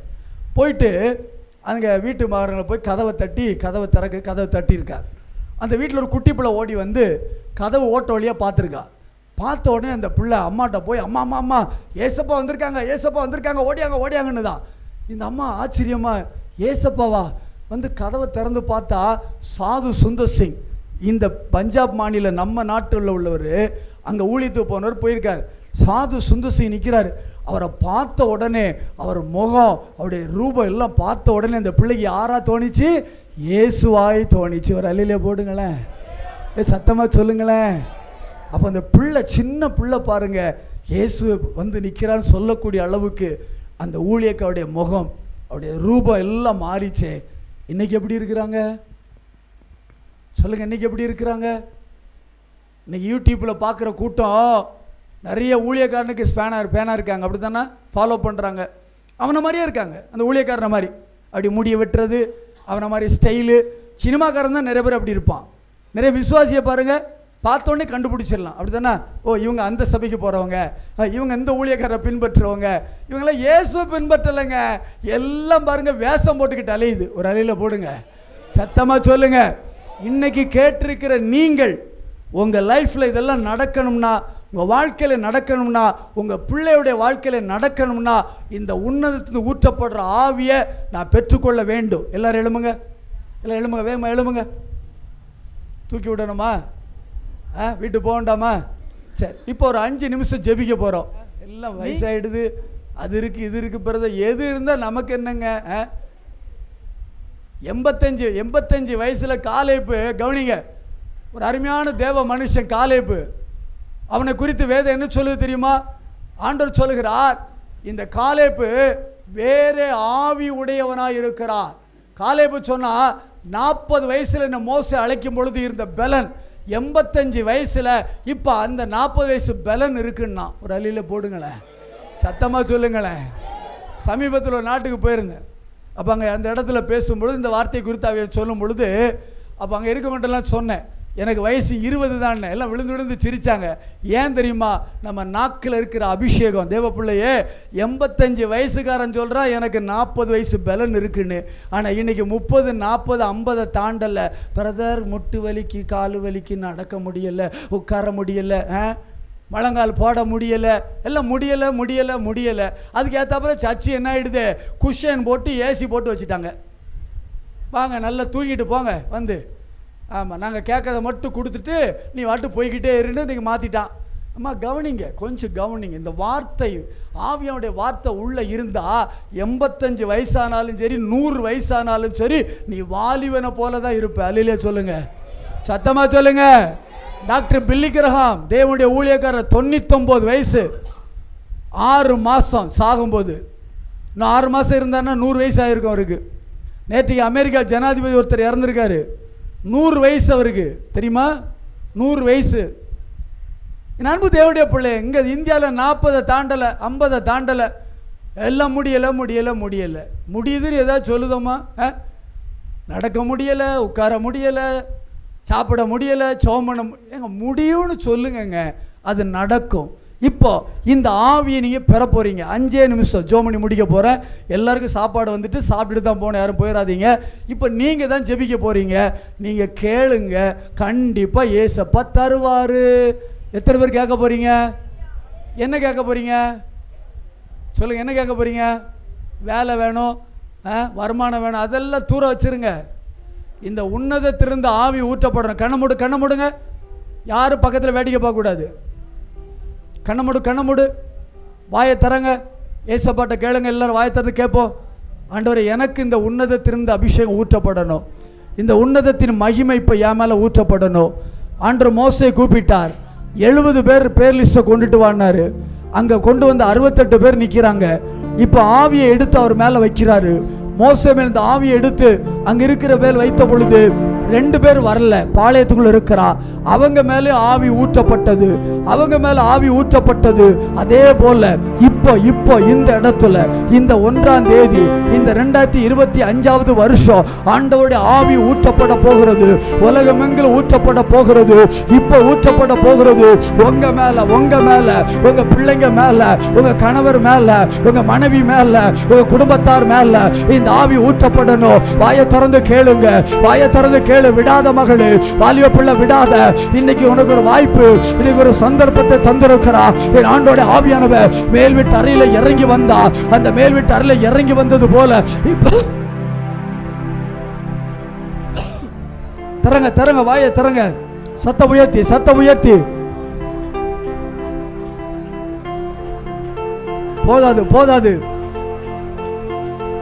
போதாது, அந்நிய பாசெல்லாம் வேண்டாம். வாயை திறந்து கேளுங்க. இப்ப என் மேல ஊற்றப்படணும் ஆண்டவரே, என் மேல ஊற்றப்படணும் கேளுங்க. வானம் திறக்கப்பட்டு உங்க மேல அந்த ஆவி ஊற்றப்படும், அந்த ஆவி ஊற்றப்படும் என் ஆண்டு வாக்கு பண்ணி இருக்கிறார். கடைசி நாட்கள்ல மாமிசமான யாவர் மேலும் என் ஆவியை நான் ஊற்றுவேன், என் தீர்க்க தரிசிகளாய் மாற்றுவேன், சொப்பனங்களை காண்பான்னு சொன்னாரு. அதே ஆண்டவர் இப்ப இப்ப இப்ப இந்த கூடாரத்தில் வந்திருக்கிற என் அன்பு மகள், என் அன்பு தகப்பனர் தாயாரு, அருமையான வாலிப மகளு, இப்ப அந்த ஆவி ஊற்றப்படும்படியா, அந்த ஆவி ஊற்றப்படும்படியா இப்ப உங்க மேல அந்த 120 மேல பிரிந்திருக்கிற நாவு, அக்கினி நாவு வந்து அமர்ந்தது, ஒவ்வொரு தலையில அமர்ந்தது. அதே போல இந்த கடைசி காலத்துல தேவப்பிள்ளையே இப்ப அந்த அக்கினி ஊற்றப்படும், இப்ப அந்த வல்லமை ஊற்றப்படும். பெற்றுக்கொள்ள அந்த அபிஷேகத்தை, பெற்றுக்கொள்ள அந்த வல்லமையா, விடாத தேவச்சனமே, விடாத. இப்ப இப்ப இப்ப உன்னத வல்லமை, உன்னத வல்லமை இறங்கி வருகிறது. பெற்றுக்கொள்ள அந்த வல்லமையா, பெற்றுக்கொள்ள அந்த அபிஷேகத்தை. இன்று முதல் கர்த்தர் மாற்றத்தை தருகிறார். உன்னை கொண்டு திருச்சபை அசைப்பா, உன்னை கொண்டு பட்டணங்களை அசைப்பா, உன்னை கொண்டு தேசங்களை அசைப்பா, உன்னை கொண்டு ஆண்டவர் கிராமங்களை அசைப்பா. விடாத விடாத விடாத. இலவசமா, இது இலவசம். துட்டு கொடுக்க வேண்டாம். கர்த்தருடைய பரிசுத்தாவியானவர் ஏக்கம் கொண்டு அவருடைய உள்ள ஏக்கம் கொண்டு இப்ப இறங்கி வந்திருக்கிறார். உங்க மேல இறங்கி உங்களை நிரப்பும்படியா, உங்க பாத்திரத்தை நிரப்பும்படியா இப்ப அந்த வல்லமை ஒவ்வொரு சிலம் ஊற்றப்படுகிறது.